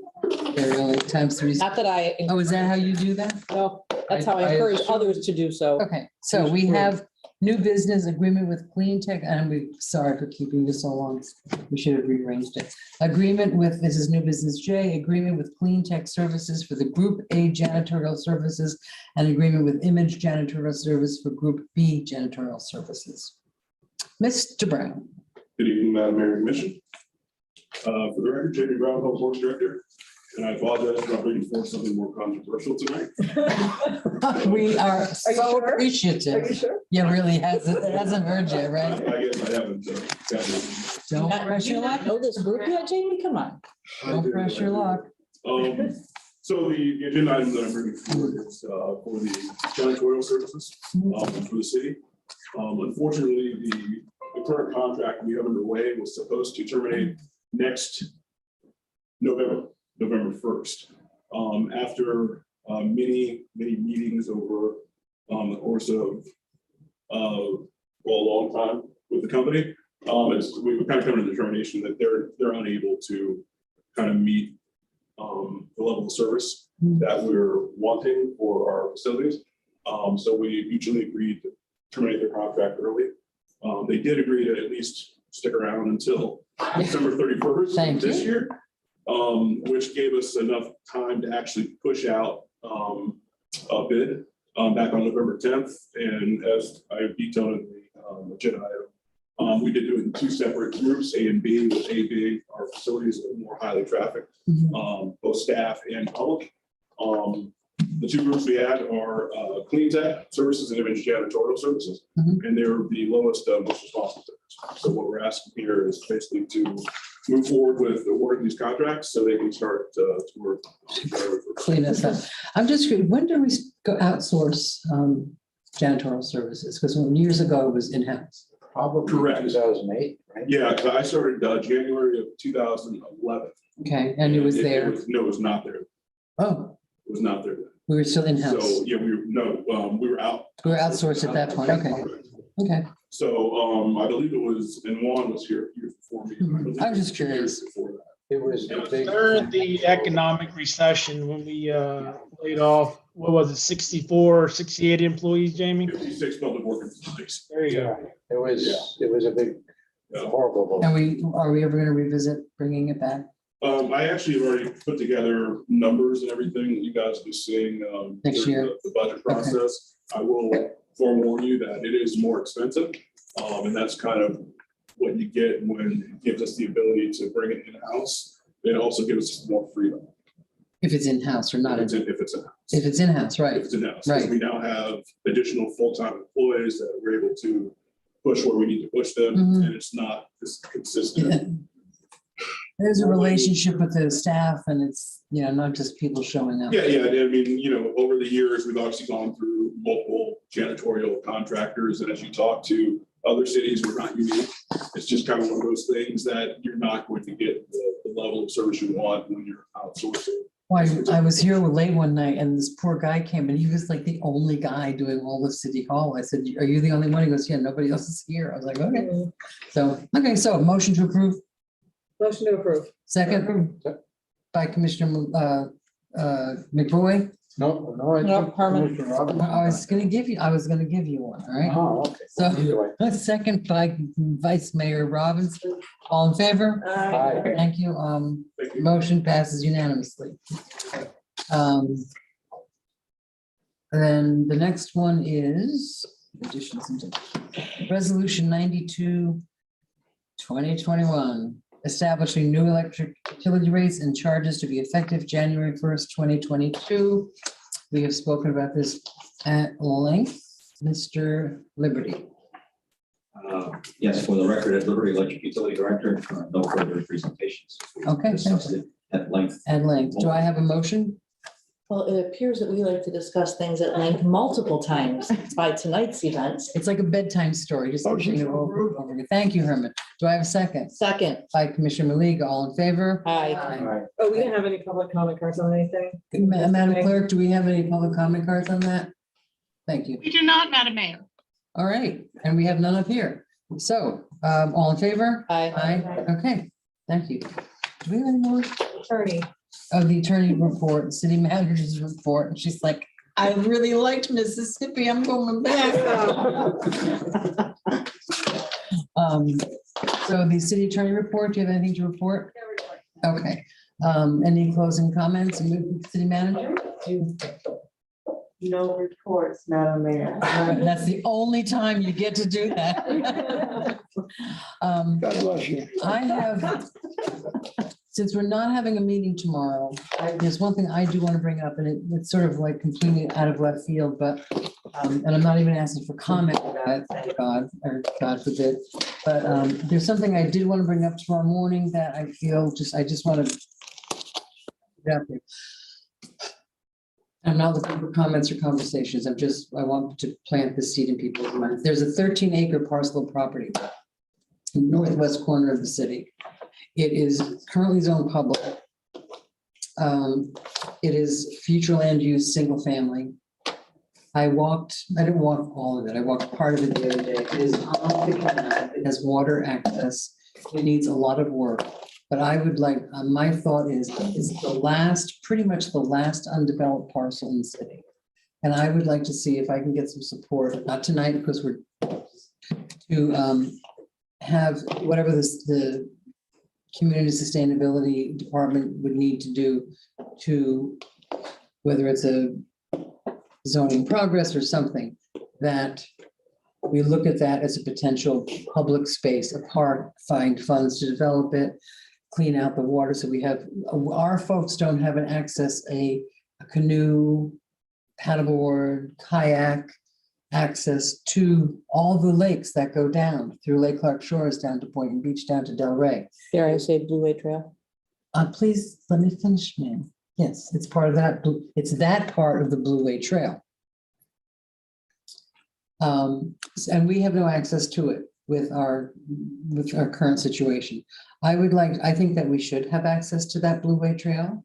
I would like to, so I'm proposing that at the next meeting, whatever that, so nobody with a proposal, no developer with a proposal comes with a proposal that they have a right to do it. I mean, the zoning would have to be changed, but I would just like to plant in people's heads that that would be a really good spot for an undeveloped part of our town to have it, find money, funding from wherever. And I think with that kind of project, we could find some money to have that become a public space, boardwalks, and, you know, a nice park for the city. Is there public access to that? Yeah, there is. There's actually room for parking. So that's just out there. So I'm gonna ask staff, or maybe I don't know what we have to do if we decide to do that. I just want to put it out there so that somebody doesn't come in and go, here's this great plan for all these beautiful mansions. Motion to adjourn? That's not even funny. Okay, thank you. Do I have a second? You second the motion? Yes. Thank you. All in favor?